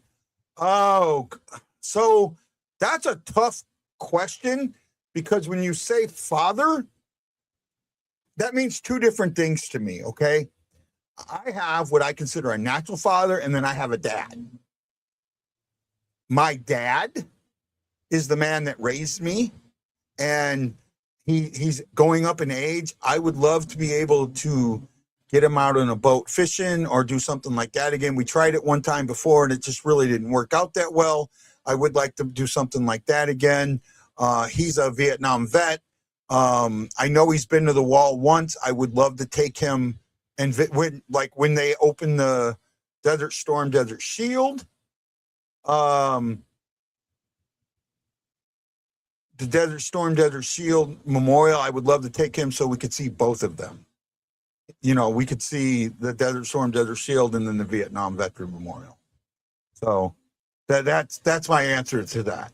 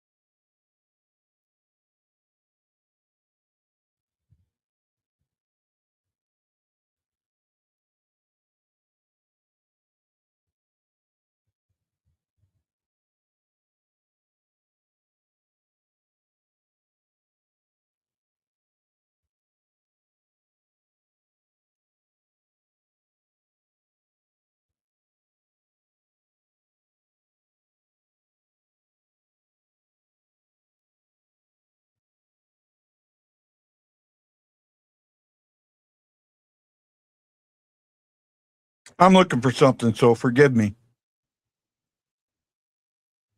Hopefully I can find this. If I do, here it is. I found it. There we go.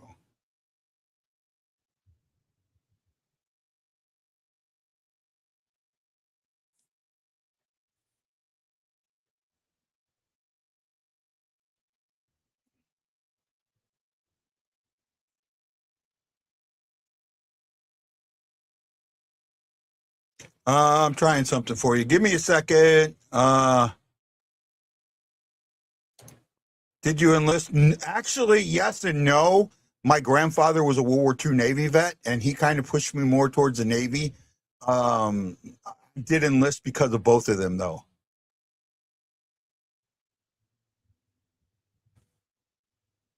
Yes, I did, JJ, and I'm looking for that picture now.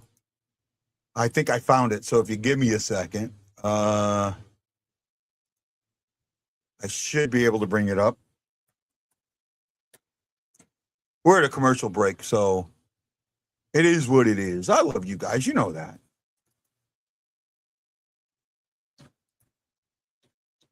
And Ryan, of all the shit I give you, and I give you a lot, just as much, I give you as much as you give me back. I gotta show you this, okay? So here you go. That's for you, Ryan. Justin will be back shortly. That's for you, Ryan. That is me out at Bush Wildlife Preserve with my dad, David Bensing. So he'd probably get mad at me for showing this, but I think you need to see that. So there you go. That is me with my dad fishing. Well, that's my dad. I was there. I just didn't get a chance to get a picture with him. So that's what that is. And we're getting closer and closer and closer.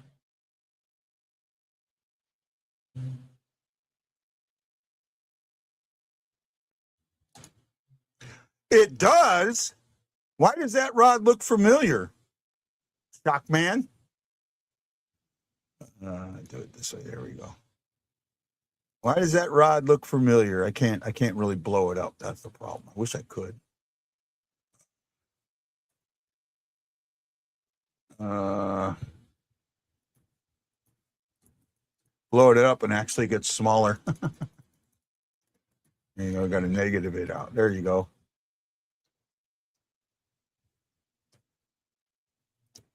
That better? I give you premium entertainment. I like that. I like that. I like that. Ryan Green says, "What shit? I give you oh."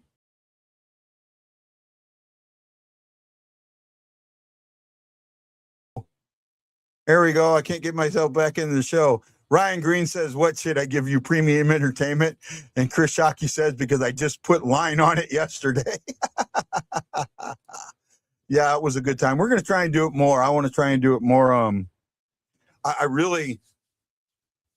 I would take him out with Shockey if we could. He's a bigger man, so I don't know if the three of us we could go on his boat, but I would love to be able to take him out and do something like that. Right? I think it would be fun. I don't know if he can, because I know with Shock's weight level, I know we would pass it. And he would have to sit down the entire time. He would absolutely have to, right? Or be able to lay and kick his legs back some. So it would be hard. But no, man, it's good. Thanks. That was a good question. Good question, Ryan. I appreciate that. Right. And by the way, my natural father passed when I was in high school, and we were estranged. So that's why I always thought of Dave as my dad. So that is what that is, and we're about to be back to game time.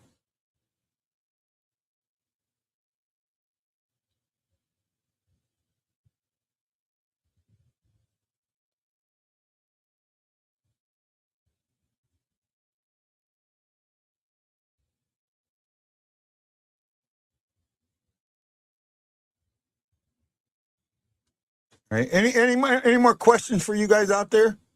Oh, by the way, I asked the trivia question: why do the Buffalo Sabres have a draft pick, a player they pick that is not in the official records? Because the player didn't exist. They picked a Japanese player, just made a fake name in the late rounds, and the player never existed. So that's why.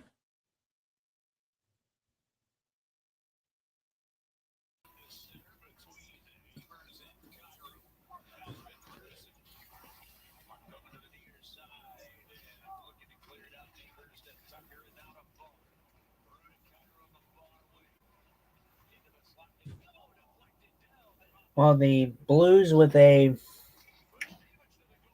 dreaded second period for the Blues. Oh man, some great pressure here to start this period. Oh, really good pressure. Absolutely hounding pressure for the Blues here in this start of the second period. This is great to see. Just wait until we get a penalty. I'm sure that I'm sure we'll be civil when that happens.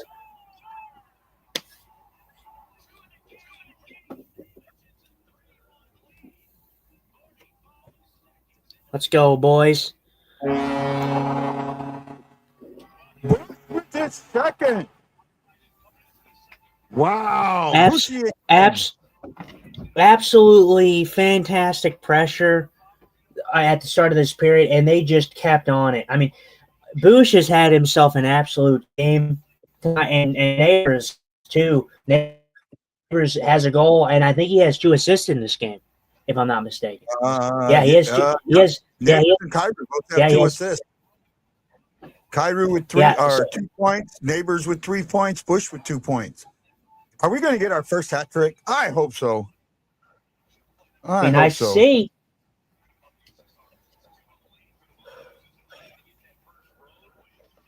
Absolutely great pressure, though, to start the period. I mean, fantastic way to come out in the second period.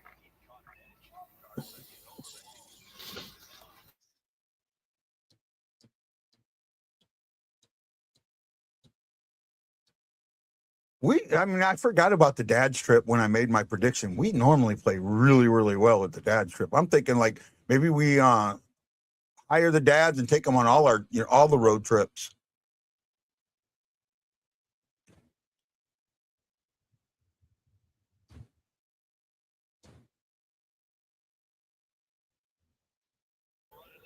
Yeah, you can't change your pick now. Yeah, I know. Put it this way. Put it this way, though. I wasn't even thinking about the dad's trip at all. I was going to predict that the Blues won this game, whether they were on a dad's trip or not. Yeah, I got it, and that's fine. We do it. That we do it the way that we feel most comfortable with.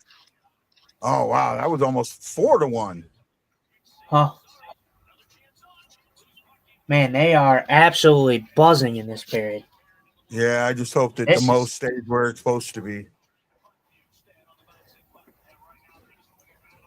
Oh, offside. I thought there was going to be a cross-checking penalty.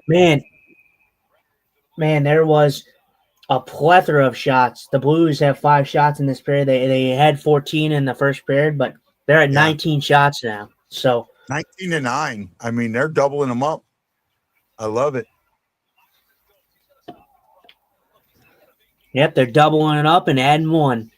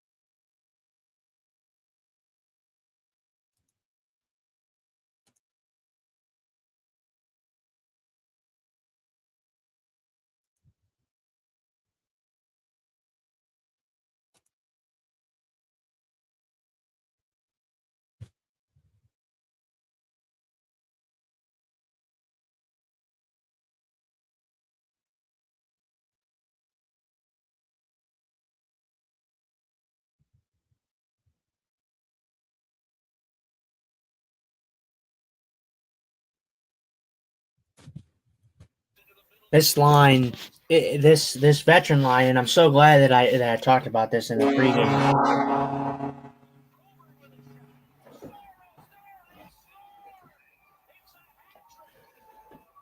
Uh-oh. There we go. They're trying to figure it out. I thought it was him. Yeah, it was close. This line, though, like I said, I'm glad I said it in the pregame. Yeah. The veteran guys, you want those guys to step up. Yeah, you want the young guys to continue to develop, but you want guys like Broberg, you want guys like Bushnevich, Kyrou to play it at their level when they're playing teams like Nashville. Kyrou with absolutely some great edge work in the zone, gets the puck to Broberg, made it simple and easy. Yeah, that was a weird one. I don't know what exactly happened here. Oh, it bounced. It bounced off the boards. I don't know. Bush might have got a stick on it. I don't know. He might not have, though. I think it might be Broberg's goal. Yeah, I don't think Bush touched it, but he was close. So.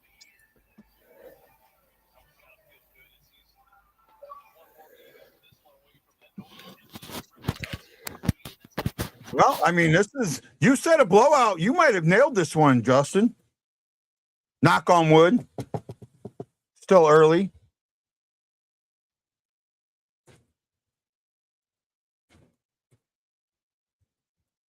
Well, if they continue to play how they're playing, I can definitely see it.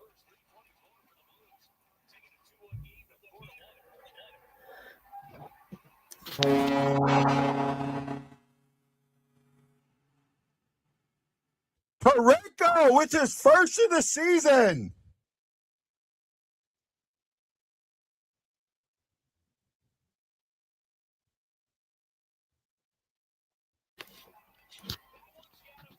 Well, and I want to preface this. I want you to look at this game. So the Blues score. They score again. They've scored 3 goals in the last, I believe, 2.5, 3 minutes. I want you to look at this game. This is not on. I had to look at this shot, but I can't blame Saros. You know, we're talking about goaltending. I don't know. Honestly, I don't know. That one he probably could have had. I'm looking at it now. Oh, it is just a very good shot, but I mean, the Nashville defense has to be better there. So I mean, you know, we're talking about goalies. Saros hasn't really had a chance in this game. You know, okay, well, here we go. We're getting a goalie switch. Justus Arninen is coming in. He was a pickup from the Colorado Avalanche. Yeah. He was in that trade, I believe, for Wedgwood. Yeah. Was it? Yeah, Scott Wedgwood, I believe it was. Yeah. No, or was it the other one? I don't know. It was Wedgwood. It was Wedgwood. Yeah. Okay. Yeah. So. Yeah, Shockey says should have had the father strip in November. I agree. Justin, did you say we are due for a blowout Blues win? I hope so. And Shock can get with his first finally. Yeah. Right. Ranger says Green says that was all Kyrou. I mean, this has been a fun game to watch. We haven't had a good blowout in a while. Yeah, I mean, the Blues, I mean, they were pretty much due because if you look at the trajectory, the Blues, they're 1-2 against Nashville this year. The 2 games that they played against Nashville were blowouts where they lost. They beat Nashville in a pretty close game. I thought the Blues played a better game than Nashville. They probably should have had a larger margin in that game that they won. But I was like, you know, you're gonna have to be due. I feel like the Blues they play the Predators 4 times a season usually, so I feel like they always have a game where they blow out the Predators. I feel like it's pretty academic at this point that they eventually have one. But 5-1, it's not a complete blowout. We saw the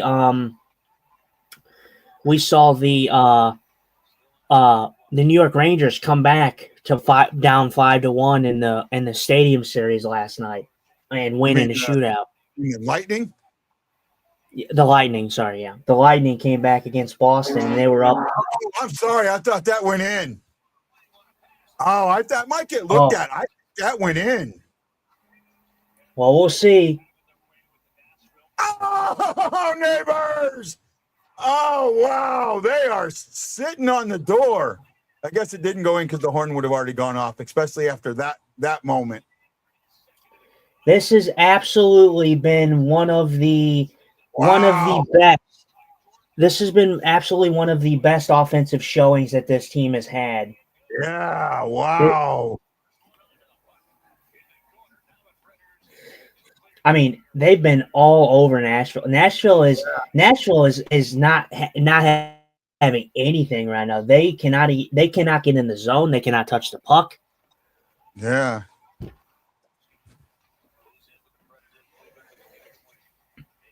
Yeah, they are very discombobulated right now.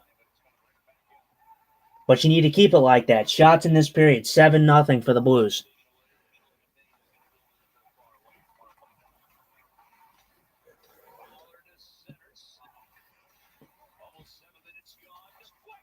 Oh man, they are just plastering. Wow. Oh my goodness. This isn't on. I mean, Joe and Curbs, they are absolutely enjoying the F out of this. Yeah, this is absolutely what you expected from this Blues team. I mean, they are just absolutely just piranhas in the water right now. They are just hemming Nashville in. Yeah. I haven't seen Bush this aggressive and with so much fire to get the puck. Yeah, he's been there. Bush has got a lot of he's been very like fiery in this game and very noticeable in this game. But again, I'm going to go back and say that Bush has not been bad. Bush has been one of the more consistent Blues. I mean, he's actually been very good. You know, just because he doesn't, he hasn't scored in some games or hasn't got on the score sheet, it doesn't mean I don't think he's been effective. Like I think he's been very effective since the Flyers game in Philadelphia. So, I think he's really turned his season around, first off. I agree. So, but it's that line. I'm hoping that I'm continuously going to be right here, and I'm hoping that my prediction stays true, because if this ends up being a blowout and it seems to be heading in that direction, I mean, technically, if the Blues hang on and win this game 5-1, I'm going to pretty much count that as a blowout, because anything above 4 goals, I think, deficit wise is probably a blowout. But I would have got 2. I would have nailed 2 predictions. I said watch Kyrou. I said watch the veteran guys, and I said I think the Blues are due for a blowout. Yep. Good. I mean, you saw something better than I did. I give it to you there. Yeah, I don't have particularly any issue with the way that you predicted that this game could go. My only gripe would have been that you said the Blues just had no shot, and I just, against the Nashville Predators, I just didn't believe that at all.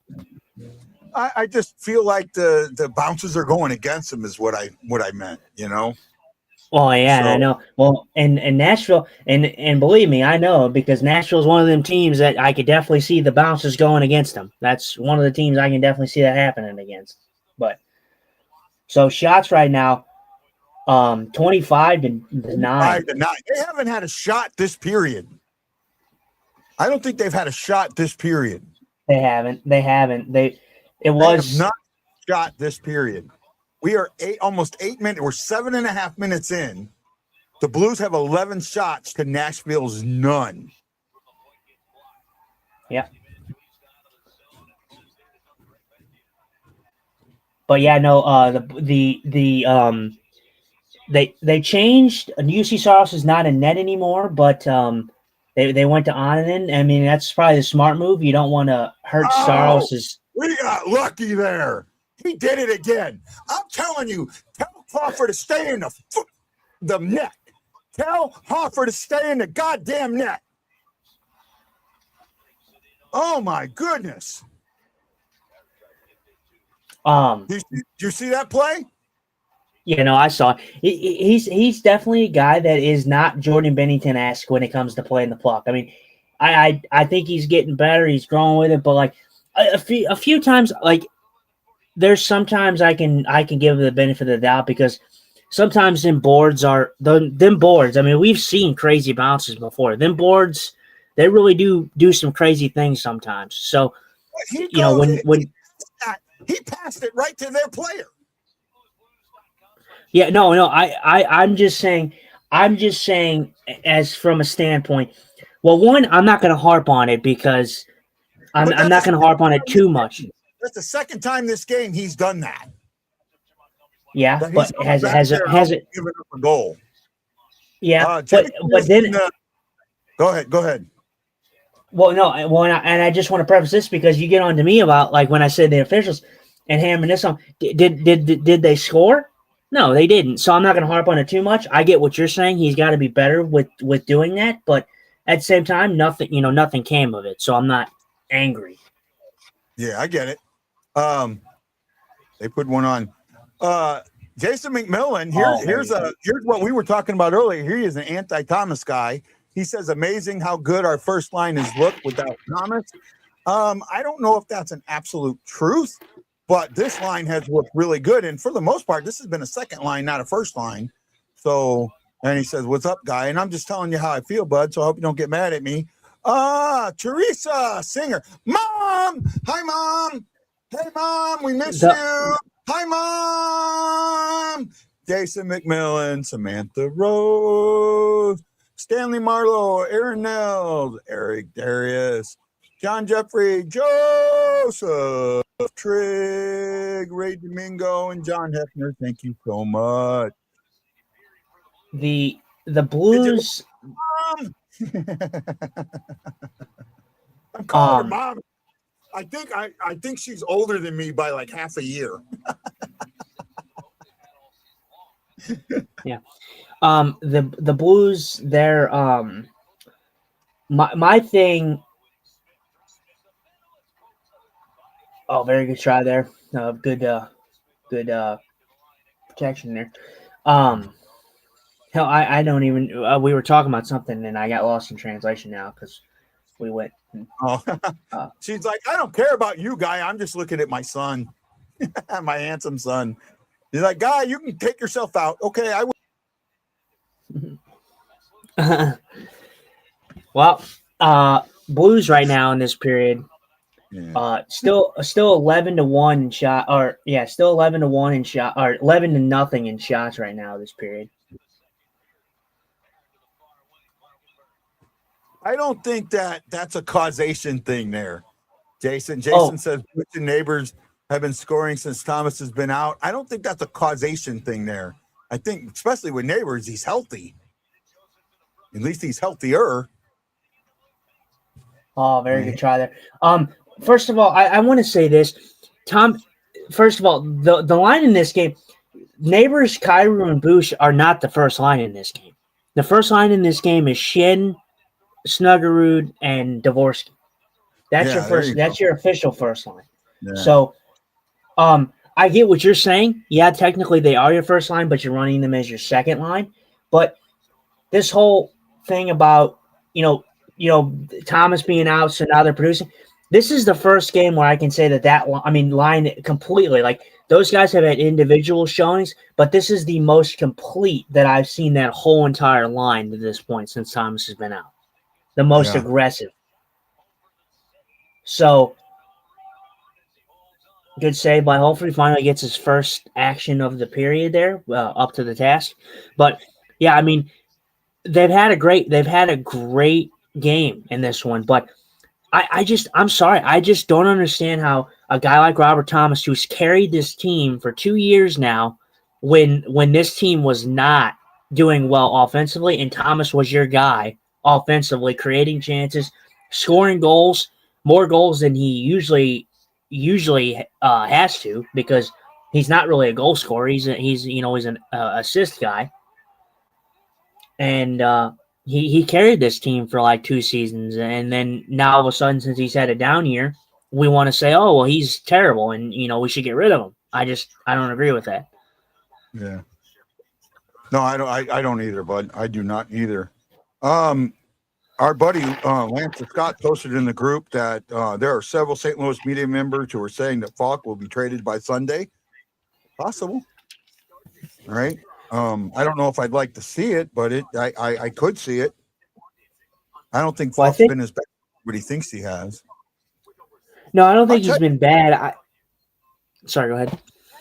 I think if you could package Falk and Sonny and get a prospect and a 30-year-old, 32-year-old, 31-year-old, somebody on an expiring contract there, I'd be okay with that, or a first round pick and an expiring contract, I'd be okay with there.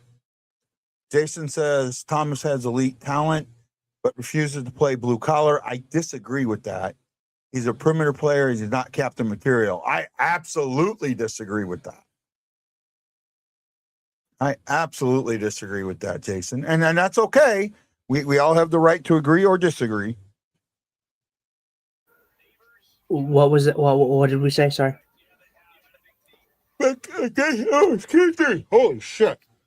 Sorry about that. He said Thomas is an elite talent, but refuses to play blue collar. He's a premier player. He's a perimeter player. He's not captain material.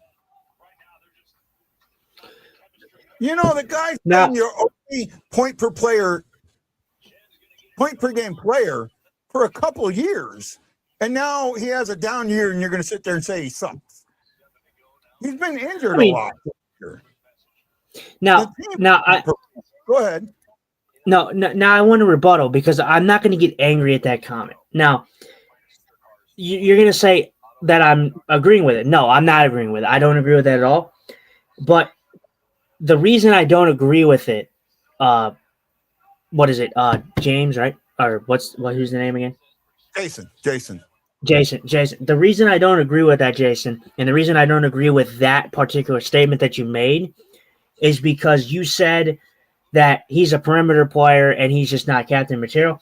Now, that doesn't make him captain material, in my opinion.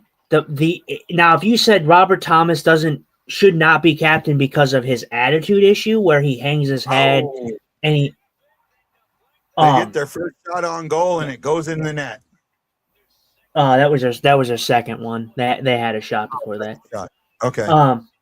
But now, if you said Robert Thomas should not be captain because his attitude and how he kind of hangs his head when nothing goes his way, or when his teammates miss a opportunity or something like that, that I can say, okay, I can understand that. Sure, I can get along with that. But the fact that you're saying that he's a perimeter player and that he's not blue collar, I think that makes your statement kind of wrong, in my opinion. Yeah, what a deflection there, bounced off the ice. And then he turns around and says he's our biggest turnover problem in our top 6. Well, that's funny. Everyone else says Kairu's our biggest turnover problem in the top 6. We get on players when they're having down times. I get it, Jason. I get it. I just disagree with it. And I don't want to shit on a guy when he's down, especially when a guy's injured. So that's just how I feel about it. You're welcome to say what you want to say. Trust me. And I'm just agreeing with you. Well, and Thomas, first of all, you have to look at it like this. Thomas is going to turn over the puck a lot, but Thomas is a guy that also creates probably some of the, your most opportunities when it comes to scoring opportunities, chances on net. He's your guy that does that. For him to do that, he has to pass the puck. And yeah, when he passes the puck as much as he does, he's going to have turnovers. And but that it doesn't mean he's a turnover machine. I mean, a lot of those quote unquote turnovers because the guy that passed didn't. So I cut out right there, so I didn't hear what you said. No, he said, he turns around and goes, you know what? But see, Jason, I can tell you how many people I have sat there and said, Kyrou doesn't skate. Kyrou gives the puck up. Kyrou doesn't handle the puck well. If the player's playing bad, we can come up with 100 excuses to why he's playing bad. Right?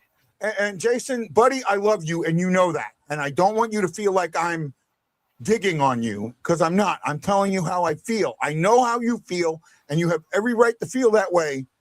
I have a platform where it allows me to speak. Doesn't mean I think you're wrong. Doesn't mean I'm wrong. It means that's the way you think, and it's the way I think, and that's all there is to it. Okay, bud? Hopefully you understand. Thomas tries to force plays instead of being more patient. Okay, I may agree with that. I can see that. I've never said every pass that he throws is just absolutely world beater, but what player in the NHL hasn't forced a bunch of passes? I mean, there's been a lot of players in the NHL that's forced a lot of passes. Thomas is a guy that he's still kind of getting into that prime years of his career. He's still young. I mean, whether you like it or not, I believe Robert Thomas is 26, 27, I believe. I think Robert Thomas, I can't remember if he was older than me by a little bit or if I was older than him by a little bit. So he's older he's than still you by young. He's 26. He's 26. Yeah. Well, yeah. So I'm 26 too, but his birthday is before mine. I think so. So he's still young, man. He's still young. He's still growing through the pains. And you gotta also put it like this. Thomas has not had the greatest supporting cast around him. Yeah. I mean, this is probably the best supporting cast that he's had around him. And yeah, the season has not gone to plan. But am I ready to put this fault on Robert Thomas alone? No, because just because he's your top guy doesn't mean that he deserves all the blame. Yeah, you want him to show up, but where were the Blues? Where were all the Blues players showing up when Robert Thomas was taking this team on his back for 2 seasons straight? And then the guy goes out there and he plays top center minutes, and he goes out there. The Nashville Predators score again. This is having a Detroit feel to it. I hope not. I really, really hope not. But so Phil Forsberg gets a goal. Man, he's always just somehow managed to pick up points against the Blues. Always. Yeah. Well, I do agree with this one. He says we can agree to disagree, but at the fact he would open up more for his line if he would shoot. I do agree with that.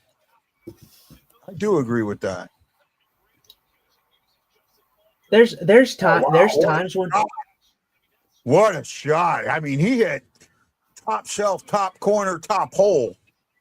Right? Wow, what a shot. Great shot.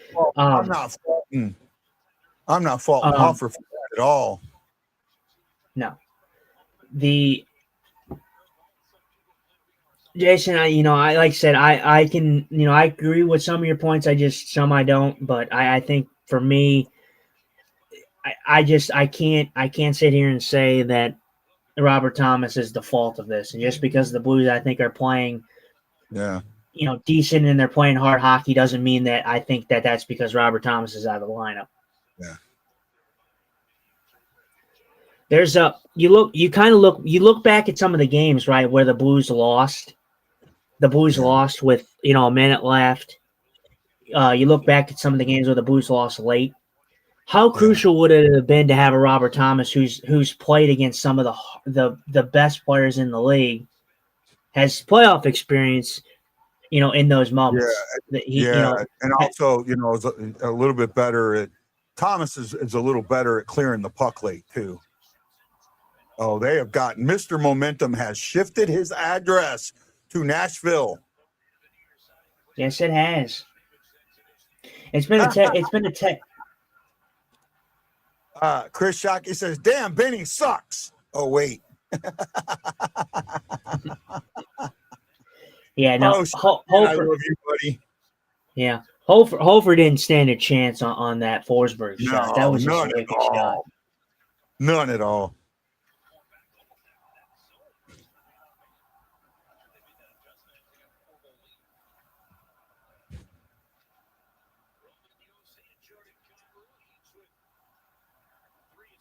I don't know what they're saying. I feel like they're saying Hofer in Bridgestone Arena right now, but I could be wrong. Maybe. Which is pretty ironic and funny coming from the team that pulled their starting goalie. So, Yeah. might I add. At least when we did it, we didn't have to pull our starting goalie. Yeah. I mean, but you give the coach credit there because pulling the goalie, it revived the team. You know, sometimes the goalie pull has nothing to do with the goalie, though in that case, I think it did. But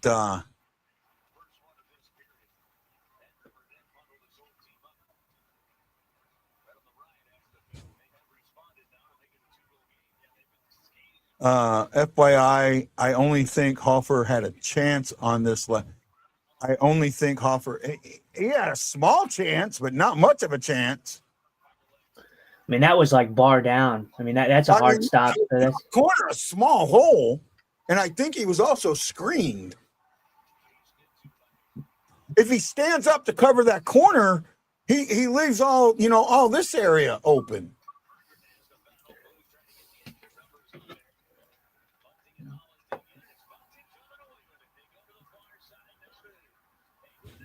Oh, there's going to be a fight here. It's coming. It's coming. That's going to be an icing. At least it kind of slows it up. It slows the game up a little bit.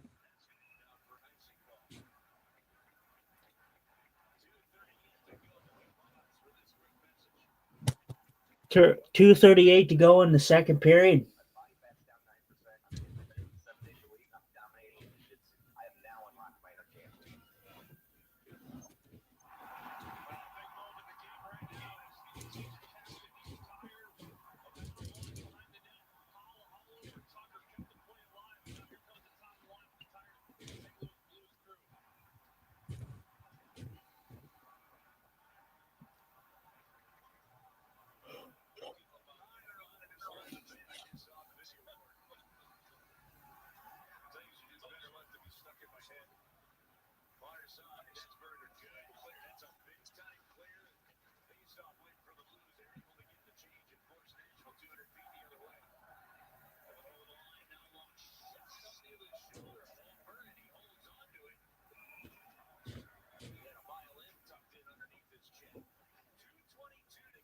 .222 left to go in the second period. We're going to commercial break. Last commercial break of the period. So Blues, they take a 5-1 lead, and then like in a matter of what, like probably 3 minutes. Wait, they scored 3 goals in like 3 minutes, and then Nashville ends up coming back and scoring 2. So now they're down by 2.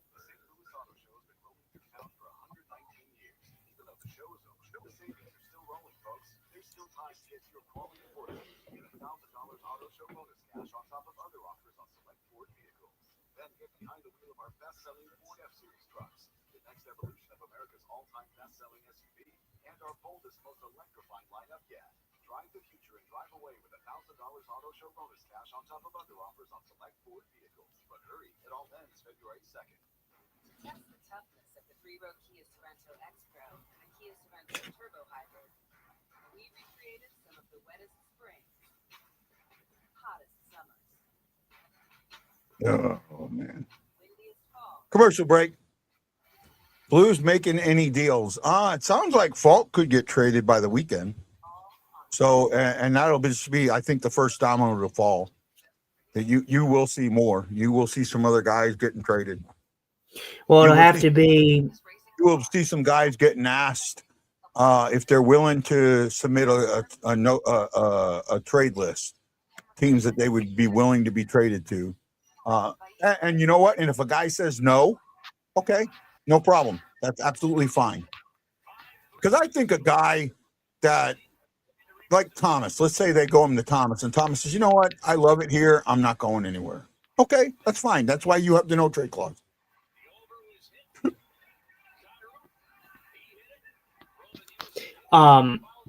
Yeah. I don't. I mean, I don't particularly think that really any of these guys would really want to leave. But I think when it comes down to it, selling is selling, and I think the Blues, those are going to be your guys to come. But I think there's a deadline. I think they're locking that up. Like it's on freeze. It's going to be free. It's going to be frozen here for the Olympic break, so they can't make any trades. I don't know if there is a freeze for the Olympic break. There is, I think. I'm pretty sure I heard that there is a freeze. So, Okay. And you were saying Sunday, and I was thinking to myself, I think that I'm pretty sure there's going to be a freeze by that point. I'm hearing that it's pretty close. I think that there's not going to be any trades that can be, allowed. I think the only thing that could be allowed is waivers.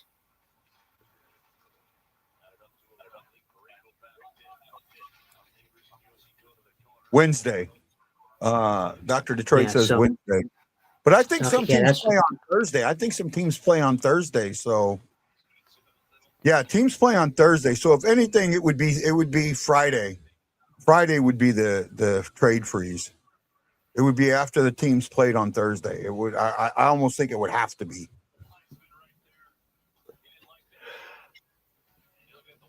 Right.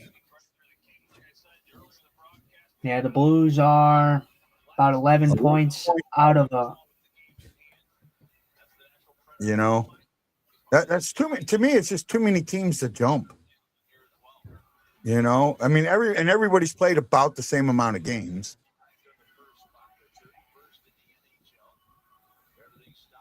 The teams that have no Olympic players play on Thursday. Okay.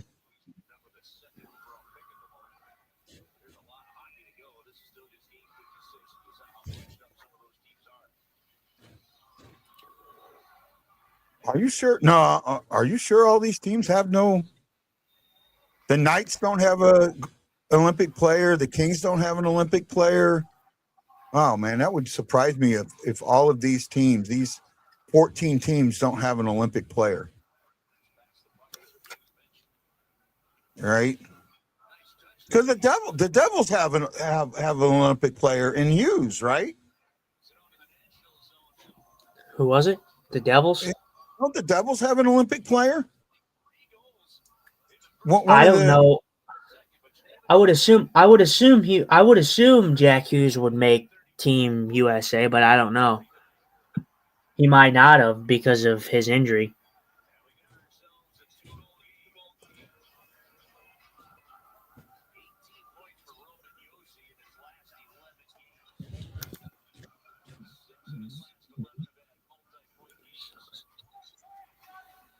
No, the Rangers have one. Right off the bat. The Rangers have one. Right?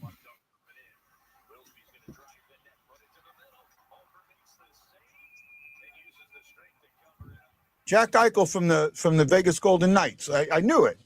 Right? So the teams that play Thursday do have Olympic players on them. Jack Hughes from the Devils. I thought so, yeah. So I'm hoping it's good hockey. There's a lot of concern about the ice.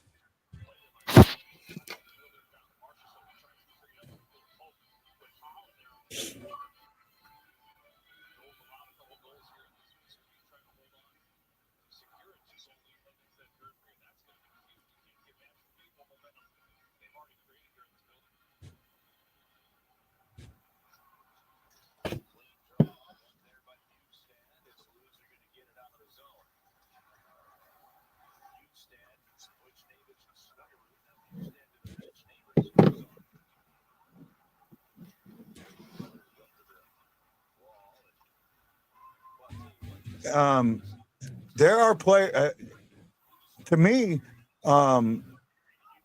until Friday, every team that the Olympic players can play up till Thursday.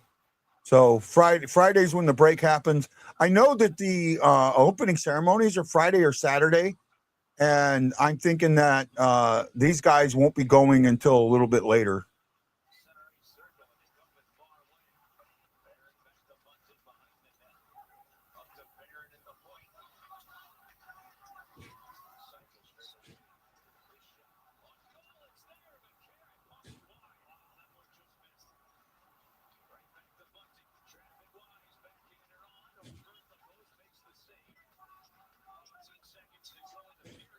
shots are now 13-8. They have found their game. They found Big Mo shifted his address to Nashville. That is absolutely certain right now.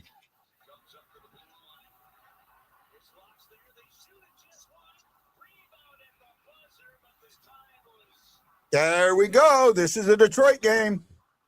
Oh no, they're saying no goal. No, it was late. They're going to look at it. Yeah, I think I saw the green light come on before he put the puck in the net. They'll look at it. I mean, they have to. I have no problem with them looking at it. 3, 2. Well, first of all, it doesn't matter because that would be goalie interference regardless if it went in the net.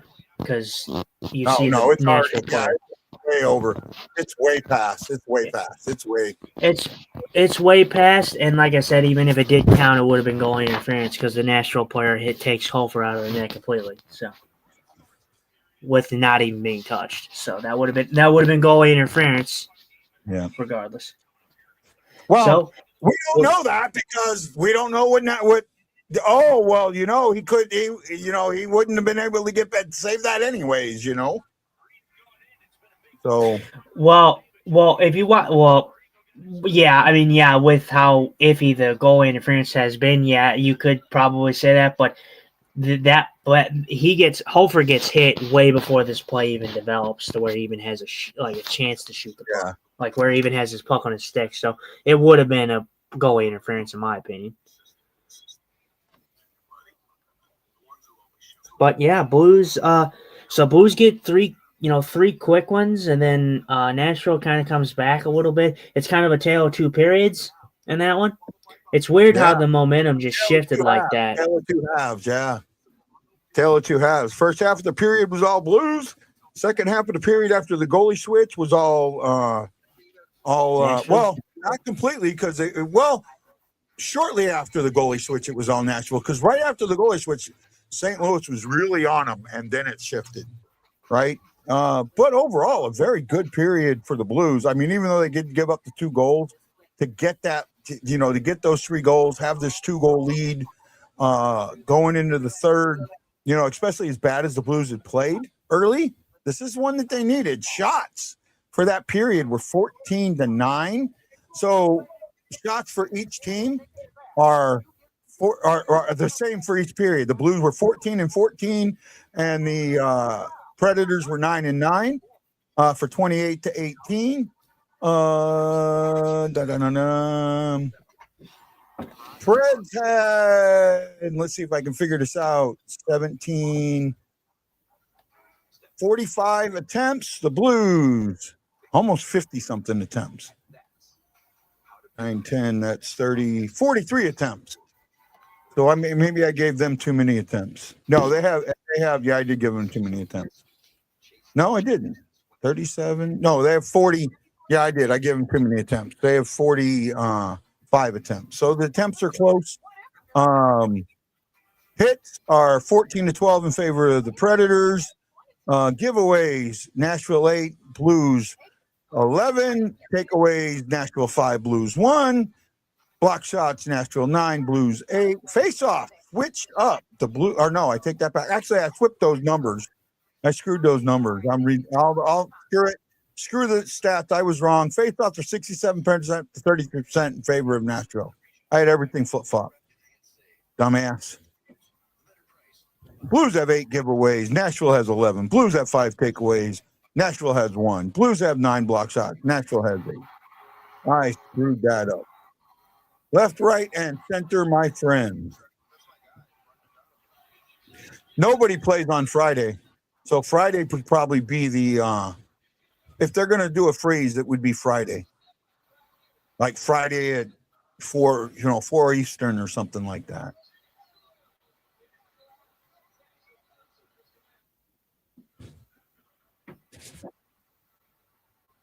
Oh, excuse me.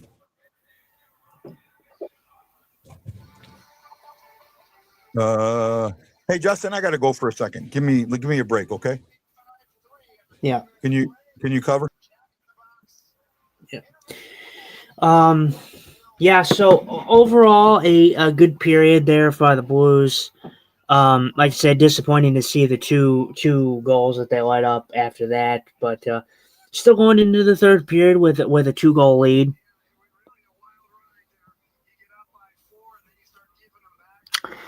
Everyone and everything sucks in Nashville. That's why they're always cheating or chanting.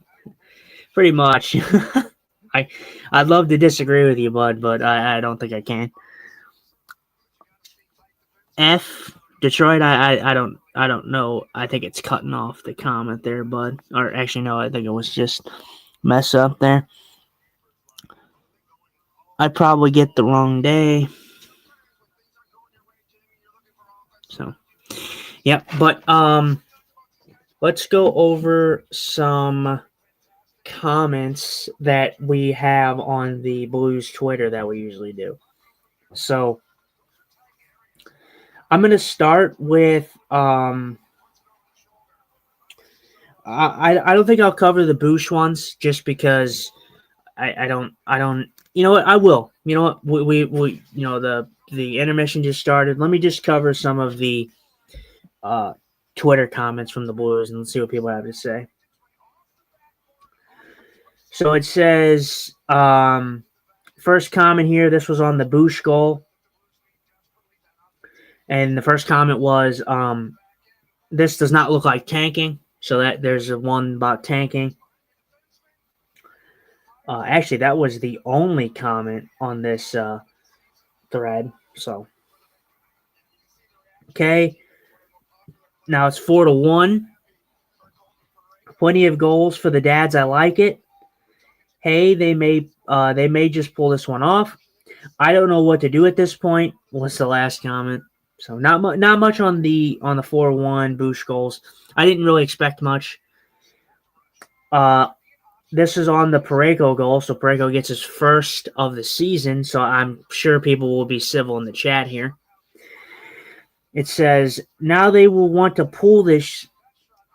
Now they want to pull this. LOL. Okay. Parayko 20-goal season starts now.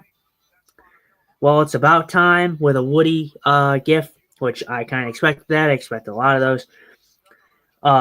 There's one game every season where the players decide to prank the media by scoring so many successful goals, the media team freaks out. Okay.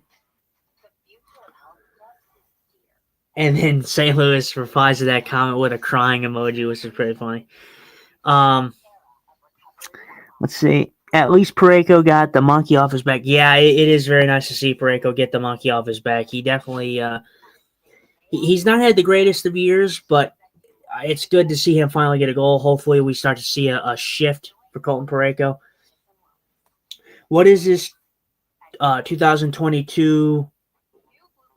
They scored 7 in Nashville in the second in Nashville. I do remember that game.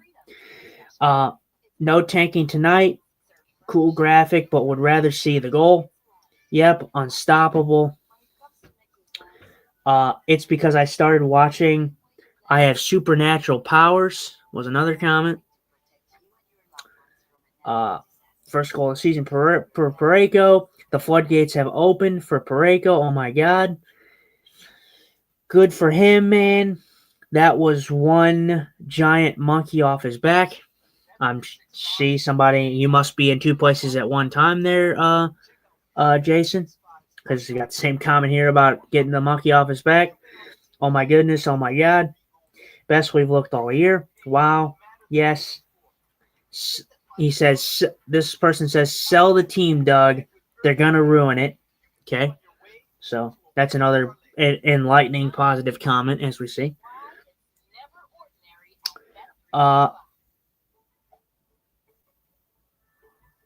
So Broberg on his goal, push for playoffs, and then it says it's still possible. That was the only one on that one. High fives all around. So this is for the 5th goal for the Blues. Crazy. We shoot the puck and we have a chance to score. Hope we can carry forward with this strategy. Okay. Are the boys back? New rules, dads at every game. I may concur with that one. Where's all the tank dumbasses? That's that's topical. I can get behind that one. Keep the lead. A gif of celebration. Let's see. Nashville gets one. So this is 5-2. This is starting the Nashville scoring. We have our buddy, the greatest of the show. Guy's favorite, Blues Muse, saying "choke, please," which is pretty cool. I'm glad. Blues Muse on. Yeah, choke please was his comment on the 5-2. He didn't comment on any of the other goals. He just commented on this is the first one I've seen him on. He said choke please. I would love to get that jackass on the show. Maybe you should reach out to him. Reach out to him on Twitter. Well, I think you have before, and he said that he wasn't going to be on camera, so that's why you didn't do it. I think. I can reach out to him though, maybe. So, and then this one was a nasty deflection, not bad, McCarron. It was a good deflection. I will give him that. Not gonna lie, that. Tell him he can remain anonymous by wearing a mask. Okay, I can reach out to him. I'll see what I can. I won't let him do a phone call because I don't effing know him. Right? Like, yeah. I know Joe Foresta, right? I know who he is, right? This is a known person. That's why I did a phone call with him. Lance, at times, I let Lance do a phone call because Lance doesn't feel good. I know Lance. I don't notice Joker. Yeah. So, not going to lie, that was one hell of a great deflection by McCarron. Yes, it was a great deflection. This is the process. This is the process of ethical tanking. And then another. I understand that. I almost understand that. I don't agree with the comment, but I understand that comment. And then the last one says he agrees with Blues Muse and says, "Choke, come on." What? This is from the Predators 5-3 one. 5-3 for the Predators when they scored. That's the team we know and love. Stop skating north. Just puck watching and being passive. Blues Muse again comments on this one, says yes, yes, yes, do it. This is what happens when we ice the puck multiple times in the defensive zone. I kind of concur with that one. They do ice the puck quite a bit. In certain situations when they do get a lot of pressure on them. Brian says, "Don't do this." Hashtag St. Louis Blues are 15-1-1 this season when up after after the second period, 24th in the NHL. Okay. Let them score 3 more. We can't be winning games, was the next comment. So we're all for the tank train, I see. I'm not going to say it, but I'm thinking it. And then yes, put this team down in the dumps, crush their spirits. Okay. You know what? I'm going to say this, and it's going to piss you off, and that's okay. I hope we're the bottom team. We have the best chance to get the number 1 pick, and we get the number 3 pick. For all those tank fuckers who want the number 1 pick, I hope that fucking happens. So I can go, ha, ha, ha. See, you wanted the number 1 pick so bad, you could have had the 3rd pick anyways. Yeah. Sorry. Did that come out wrong? No, I froze right there, but I heard what you said. Yeah, no, the Blues finishing in top 3 would be where I would ideally want them. Anyways, they don't have to have the number 1. They can have the number 2. They can have the number 3. My thing is after. So if they get 4 and above, that's where I'm kind of like meh. We could have thought, okay, we remembered the tank. Why must we always do this? Remembered the tank. Come on. That was another comment from the same person on the last one that said tank or choke, please. Another one said, please choke. Y'all better lock in. Someone says lock the F in. Then we get the end of the second period one here. We got Blues Music again commenting saying please choke. Fucking idiots. 5-1 lead not secured. ... Why can't we just have one easy win, get a 3-goal lead, and we stop skating? Why? Okay. No killer, y'all, and I agree with that. We do not have a killer instinct. I agree with that. Y'all better tighten the hell up. The Predators are wide awake. No, the F we don't. What the F are we doing? Are y'all doing? The tank is all over the road tonight, and then so do we. And then that was a hashtag to the Canucks. That was a weird one. So there was your comments from Twitter. So some good ones in there, some typical ones that I expected to see. The come on, the tank, bring it on.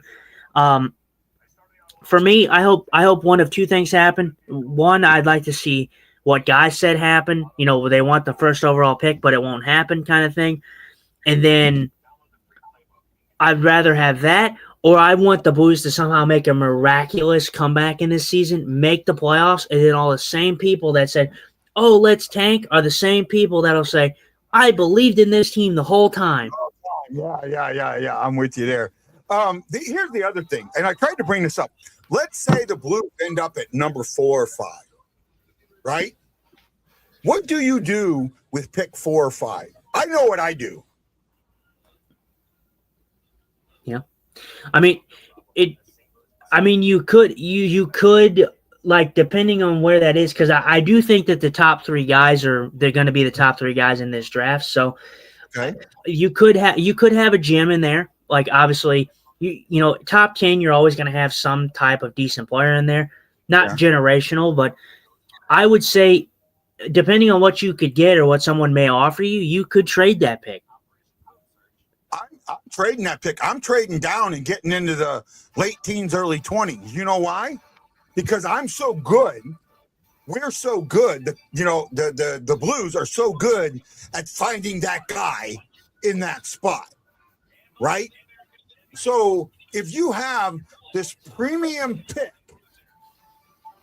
number 4 or number 5, and you got a team down at 14 or 18 or 19 or 20, 21, 22, in that range,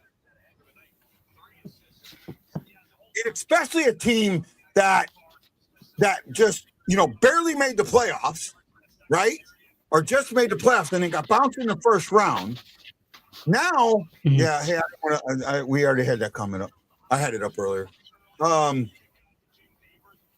Now you have a team that would be willing to go up and get that player, right? Well, what are they going to give up? Well, they're going to give up a first-round pick, obviously, because you're swapping first-round picks. But what else are you going to get? You're going to get another second. You're going to get a player. You're going to get more. And you're going to get a lot more, because you're talking about a pretty significant difference between the 5th overall pick and the 18th, 19th, 20th overall pick. You're talking about a significant difference. So for me, with how good I've been at that zone in that area, I'm going for it. I'm letting that pick go, but I'm getting major for it. Mm-hmm.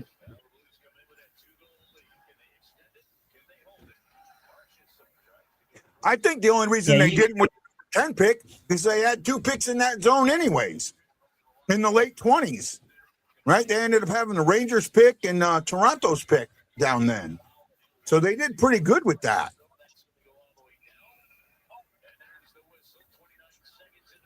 Yeah, I mean, you can definitely trade it and see if you can get more assets. I mean, it would be a solid move. You do draft well, but then again, also you can make the case where it's like if you do get that low of a pick, fourth, you also could make the case just hey, just draft somebody because if you're drafting fourth overall, you should be getting a decent player out of that.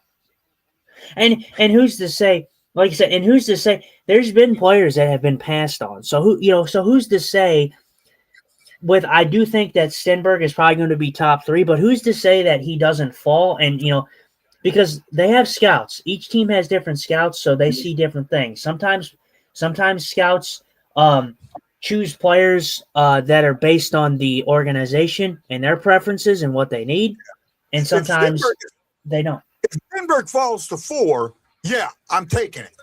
Okay? If he falls to 5 and I'm at 5, yeah, I'm taking him. But if he's taking 2 or 3, I'm thinking to myself, I would be heavily scouting not just the top 10, but the top 25, right? I would really heavily scout so I know that I can go down and get a player that might be more of a diamond in the rough than taking a player that everyone thinks going to be a sure thing and turns out to be and I can't think of his name. What was that guy we got that was a number 1 overall? Yakupov, Anil Yakupov, right? I'd rather get a guy. I'd rather get a guy at 18, 19, 20 that's a Jake Neighbors than get a Yakupov at number 1. Yeah. You know what I mean? Yeah, I mean, it will be. We'll see. We're seeing, and I'll be honest. Those are my 3. And I've been talking about it. Those are my 3 guys that if I'm the Blues that I'm looking at Stenberg. Stenberg's probably my overall pick. McKenna, I think he's going to be a great player. I don't think I'm with Lance on this one. Lance talked about this one. I don't think McKenna is going to be a generational talent like a McDavid, like a Celebrini. I think he's going to be a great player, but I don't see him as a generational talent like I do, those guys. The thing with Nashville. Yeah, Nashville makes it a 1 goal. Oh, you that far ahead of me? I guess so, yep. But Nashville, they make it O'Reilly again makes it a 1 goal game for the Blues. Yeah, you're that far ahead of me, damn it. Yeah, I didn't even see it. You broke the rule. Yeah.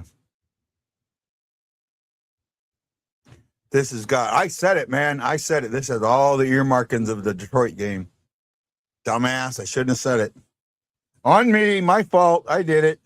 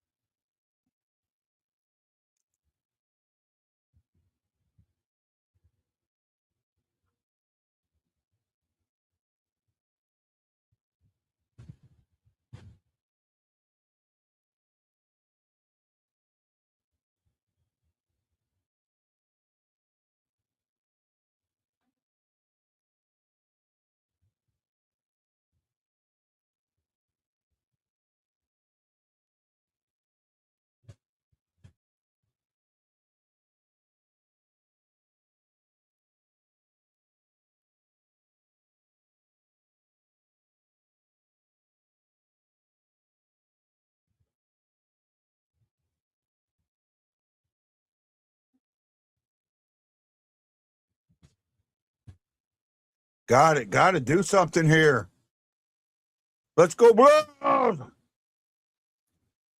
Hawaii Blues fan, we're bleeding blue with you. Let's go Blues! Let's go Blues! Let's go!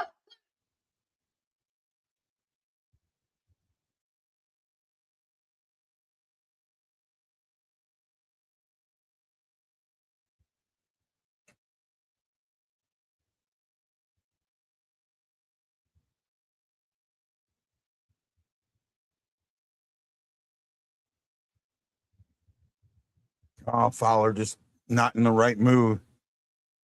I don't think we ran out of gas. I think just momentum shifted, and we had that period. We had a couple of really good shots that didn't go in, and I think the frustration came in. And you can see right now the frustration is definitely there.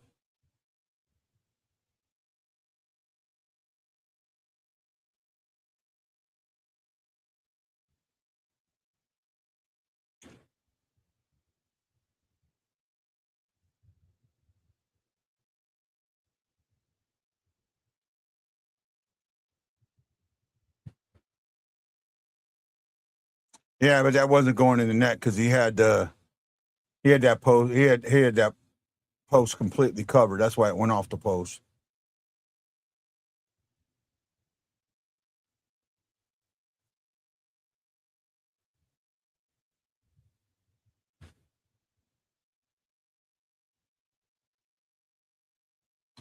Man, they're just coming after Hoffer.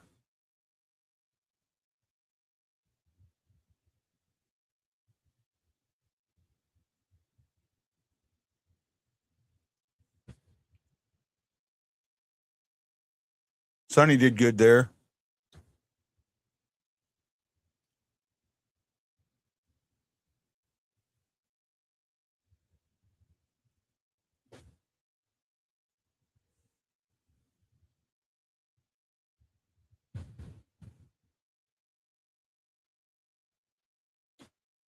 What are we doing? How we doing? Thank you, Jason Nichols.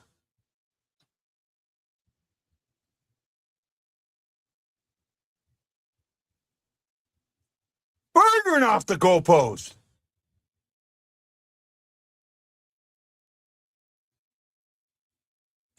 Doink. Doink.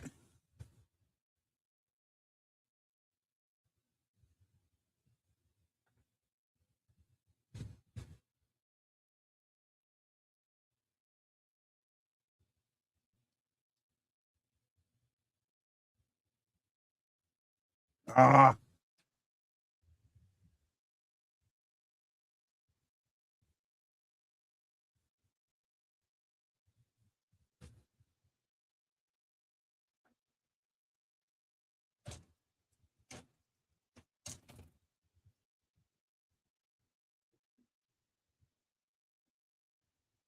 Oh, we're done. Oh, way to go, Hoffer. Wow, I thought we were done. On that breakaway, I thought we were done. Way to go, Hoffer.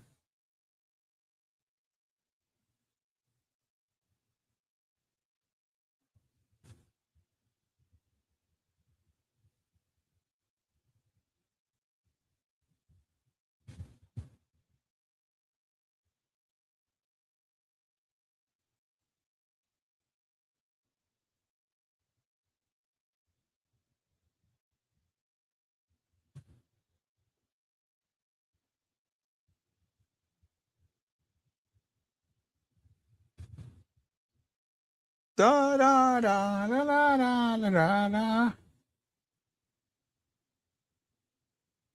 Are you lonely tonight? Are you my friends tonight? Are you watching the game with me? Oh, can't you see?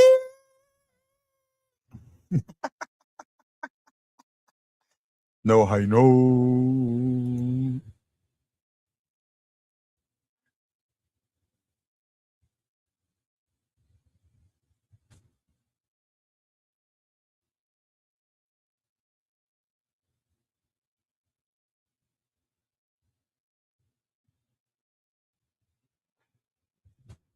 Justin's tablet died. Sing some Elvis. Oh, I'll have to think on that one for a second.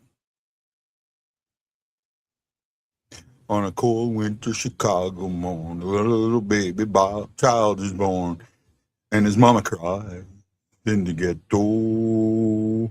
I'm on neither. I'm on ESPN Plus because I cannot get FanDuel Sports here, but I am watching FanDuel's feed, but I do not get to see FanDuel's commercials.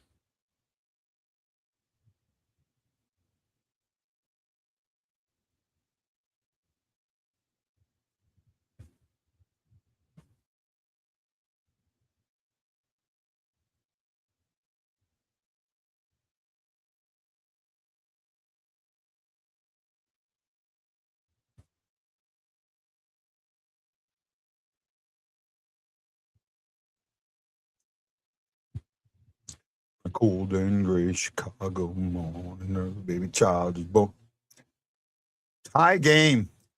Detroit all over again. Wow. Wow. The tankers are happy. Wow. Holy crap.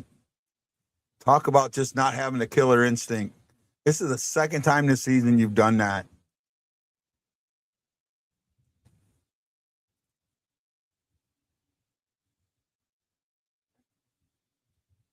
Not good.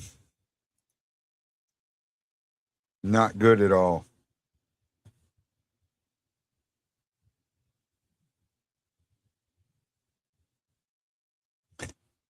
Pareko scores another own goal.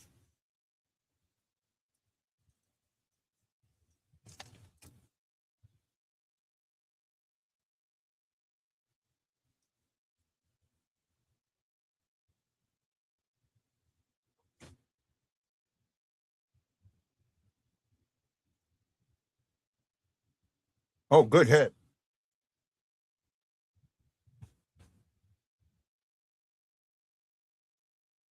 Icing. 3:55 into the second. Still a long way to go. It bounced off a skate, dude. It bounced off a skate. How do you get a deflection off a skate? I don't understand that.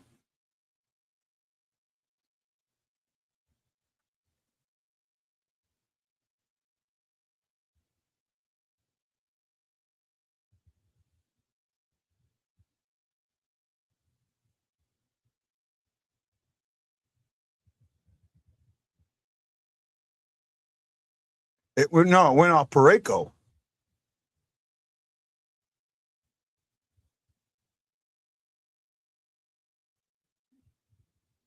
Oh no, Boberg. Okay, now they're saying Boberg. I thought it said Pareko earlier. They said Pareko earlier, so maybe it was Boberg.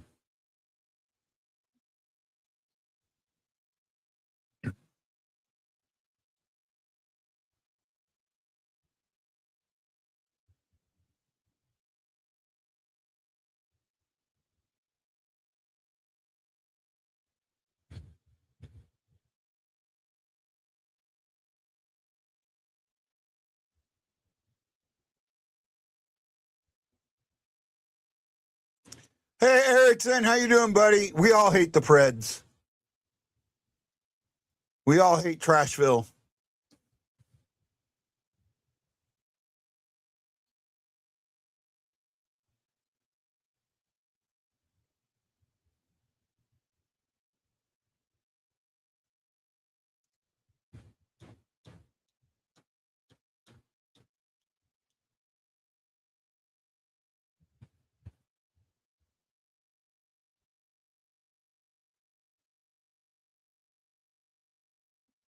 You need to pull Hofer.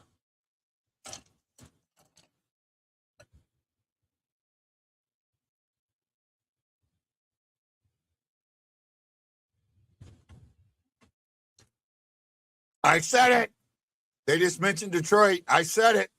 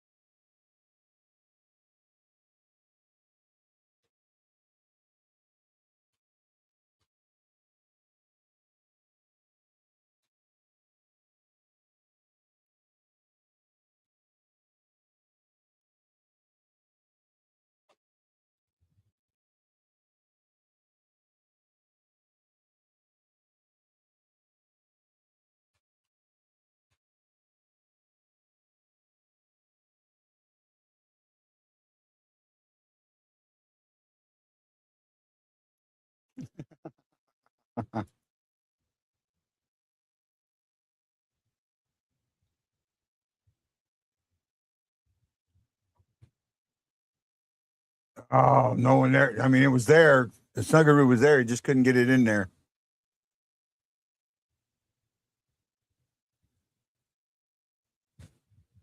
We effing suck. How's that work? Hit him. Hit him.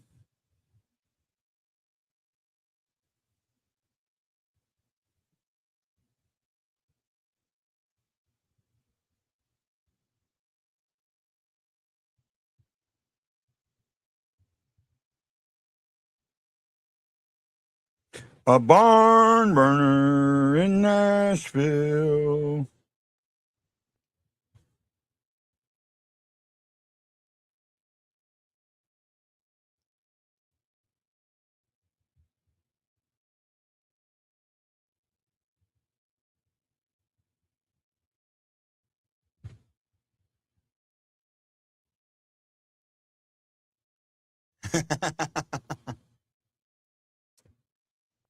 Where money means more, but you don't know what to do.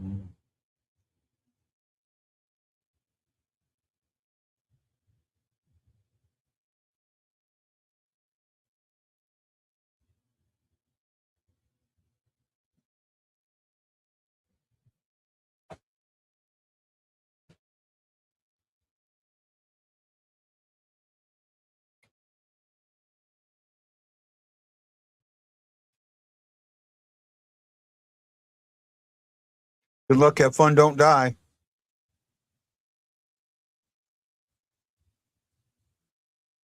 Yeah. Well, it was there to begin with.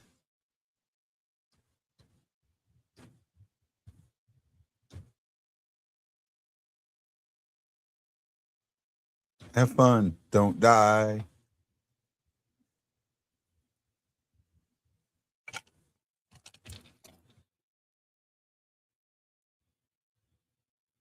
It might be, bud. I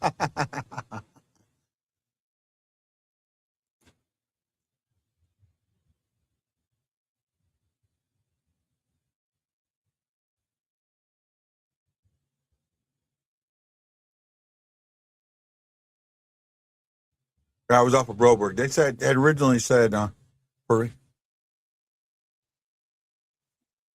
That's going to be goaltender interference.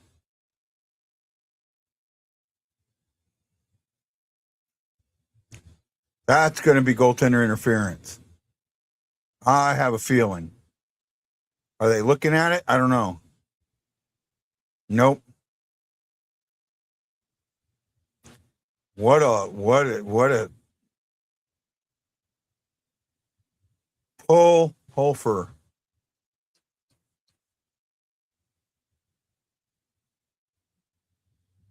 I don't know. I might challenge that. Nope. Nope. He's good.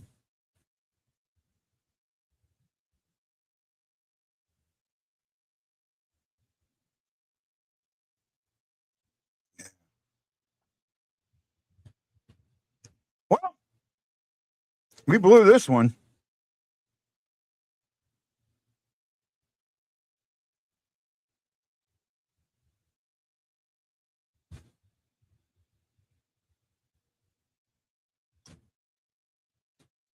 Wow.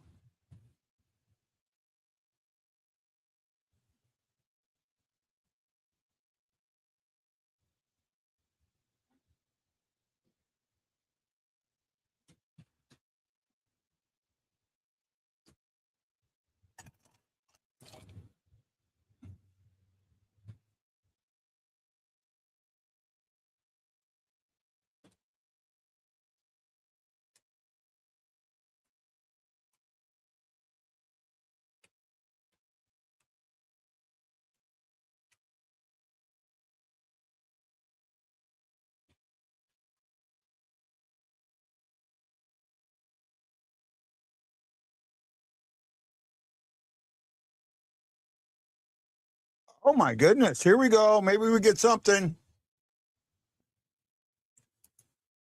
Hofer hasn't looked great, but the defense has been terrible. Yeah, I agree.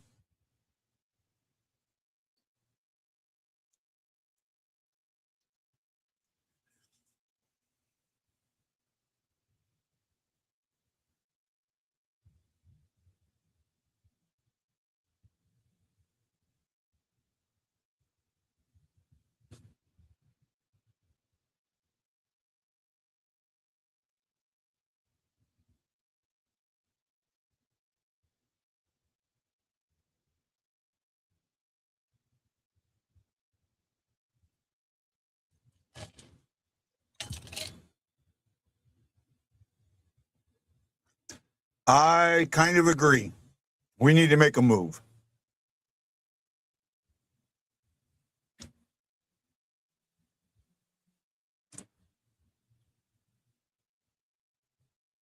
Oh, God, when it's not working, it's just not working.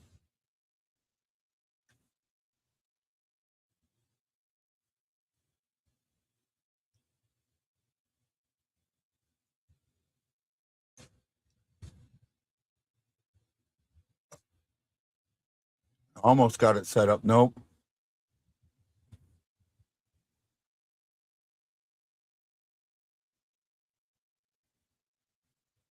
.104 to 1 minute to go on the power play.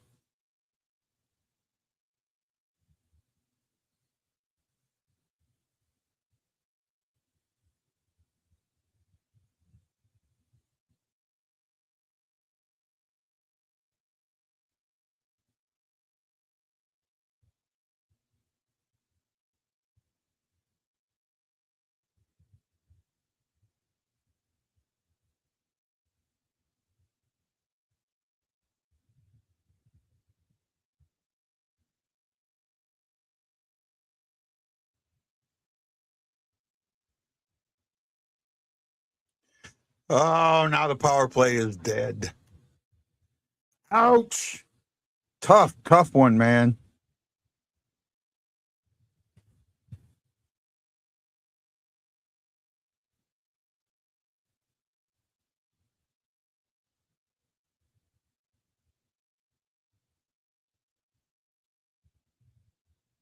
I don't know about that, Jay. I know you say it. I just don't feel it, man.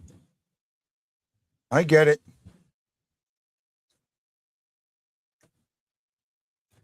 That power play let us down.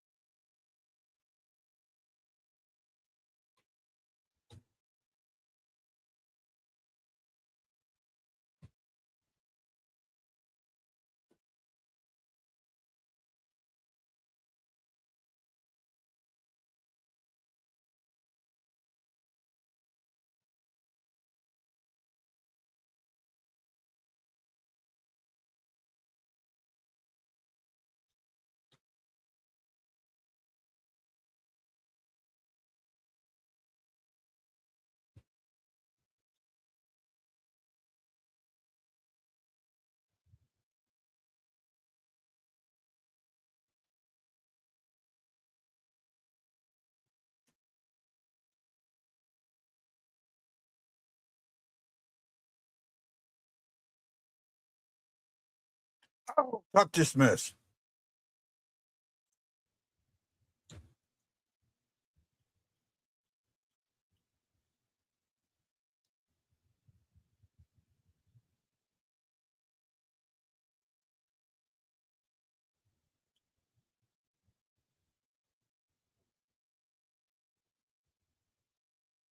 Bad. He waited on that. He should have fired it.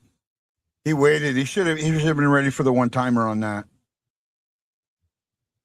One timer, and that's in the net.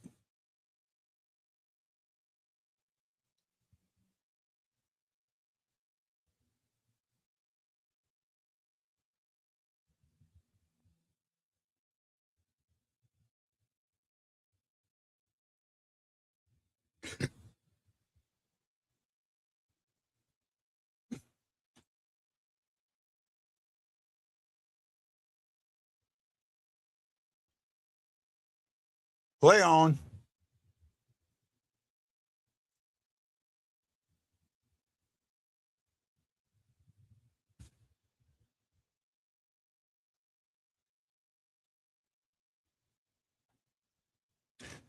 Bailey!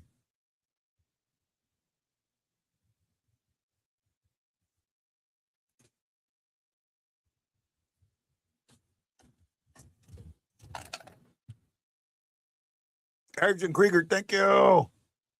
Put that thumb in the air. Show us you care.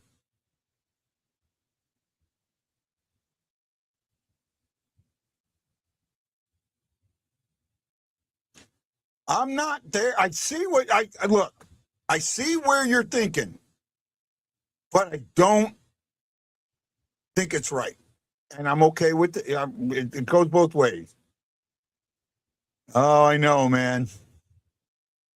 I know, Bailey. We have seen it way too many times, especially this year.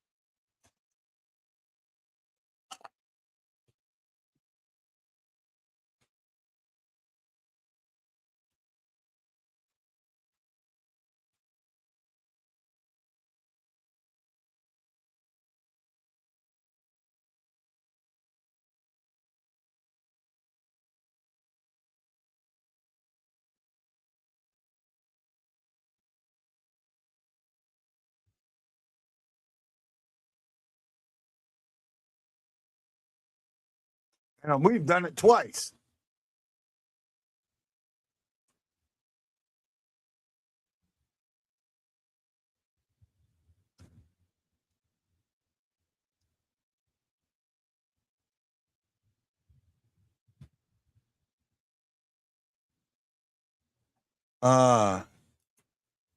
Yeah, it was a tale of two halves, that's for sure. A tale of two games. Momentum game early on. Preds weren't moving in their D zone. Blues executed, then rolls flop. When we switched from man to man to zone, even so even Monty seen it coming.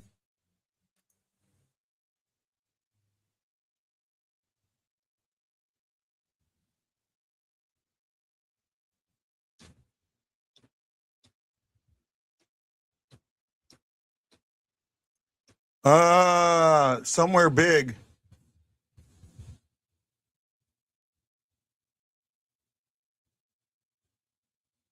Yeah, I do think he's giving him 2 years to get a cup, but I don't know where he's going. Maybe the Avalanche?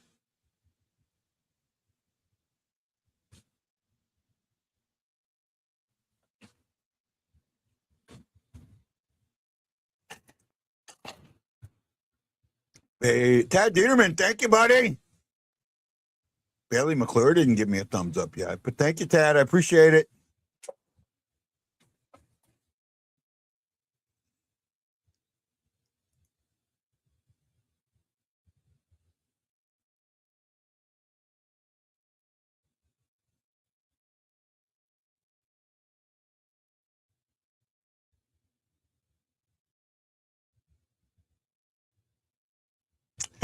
Bailey says, my bad. He gave it to me now. Thank you.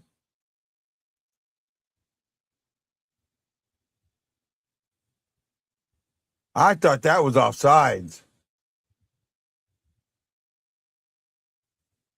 Well, this is not a game to pull the goalie. I'll tell you that right now. I know, Bailey. I'm just giving you crap, buddy. We love you, man. Should watch more often, though, because I'm here almost every game. Should watch more, Bailey.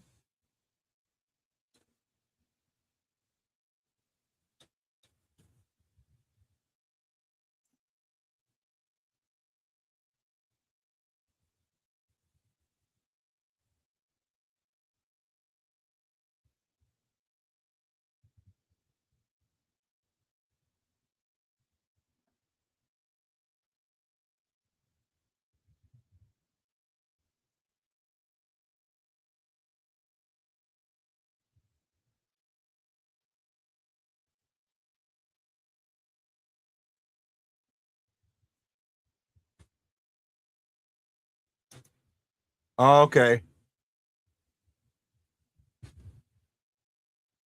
I get it, man. You're fine, Bailey. I'm just being a jackass. I love you guys. You know it.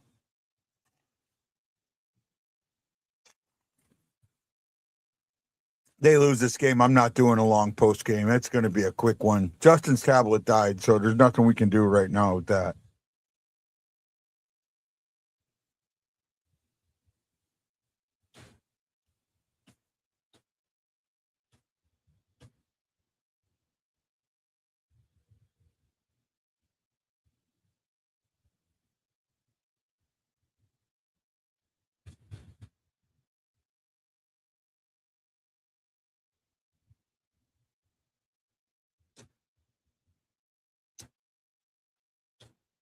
I can't see us tying this up. We're chasing the puck right now. We're chasing the puck.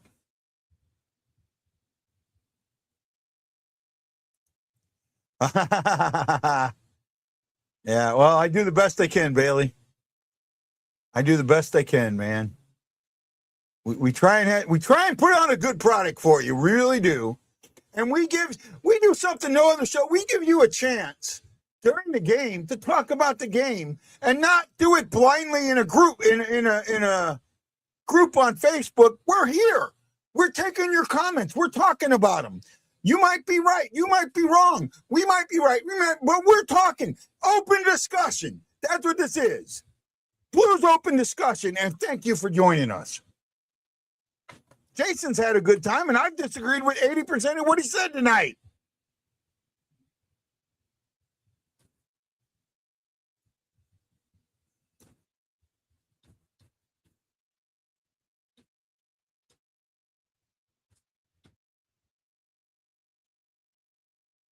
Dumb, dumb, dumb, dumb, dumb.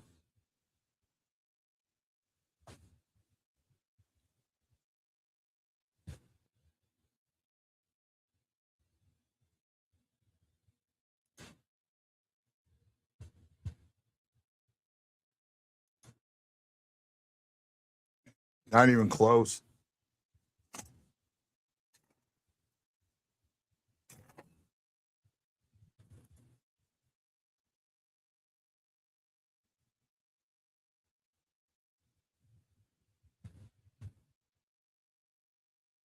Oh, Bush Navy's is pissed now.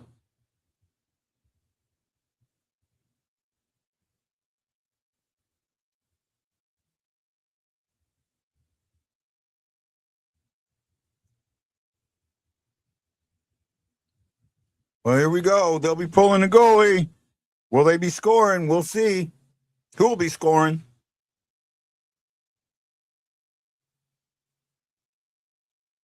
Hand pass or a high stick?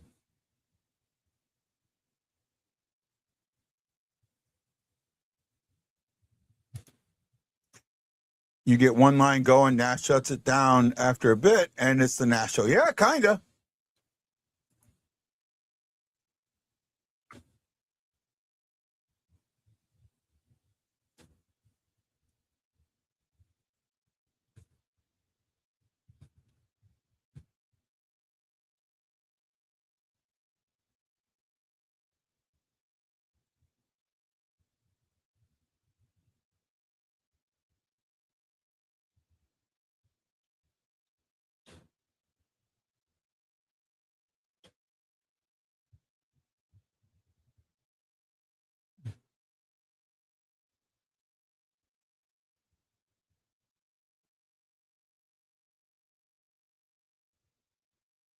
I love all you guys. Thank you to the 15 people that put the thumbs up today. Really great.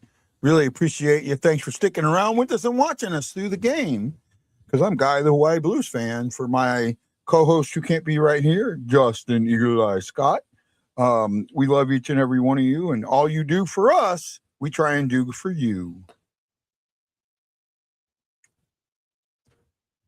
At least we scored 5. Yeah. Too bad we gave up 6, right?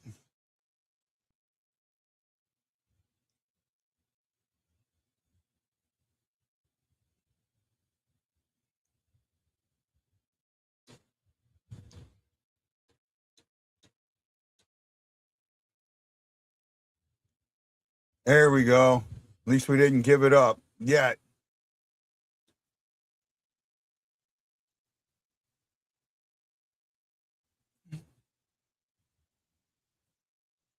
Here we go. Now make it happen. You got it set up.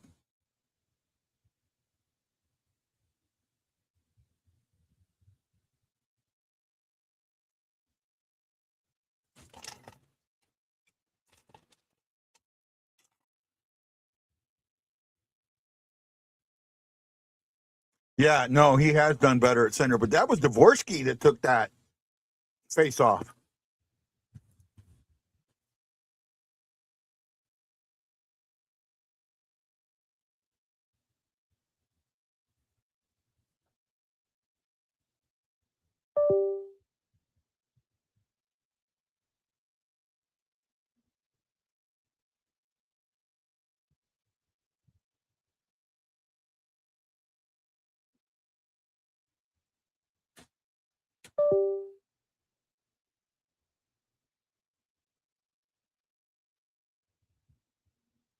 Now my sound's going in and out.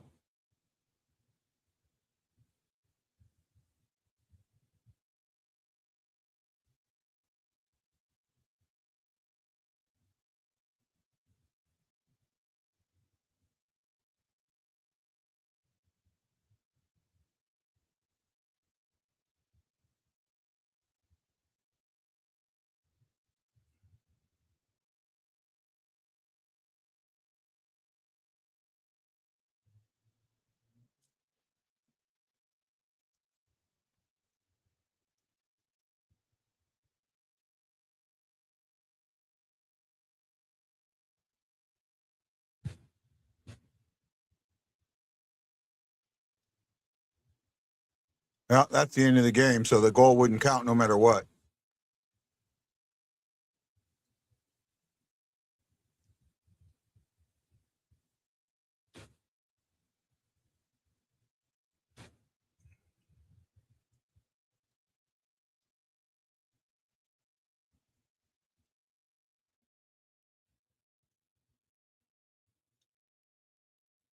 Oh, yeah. Well, it is what it is, man. We lost. I think they're going to do a face-off drop-off, but it was an ugly loss. And you know what? With that, guys, I'm done. I know you don't want to talk about this. I don't want to talk about this. I got to do something. So you know what? I love you. I'll see you next time. Aloha.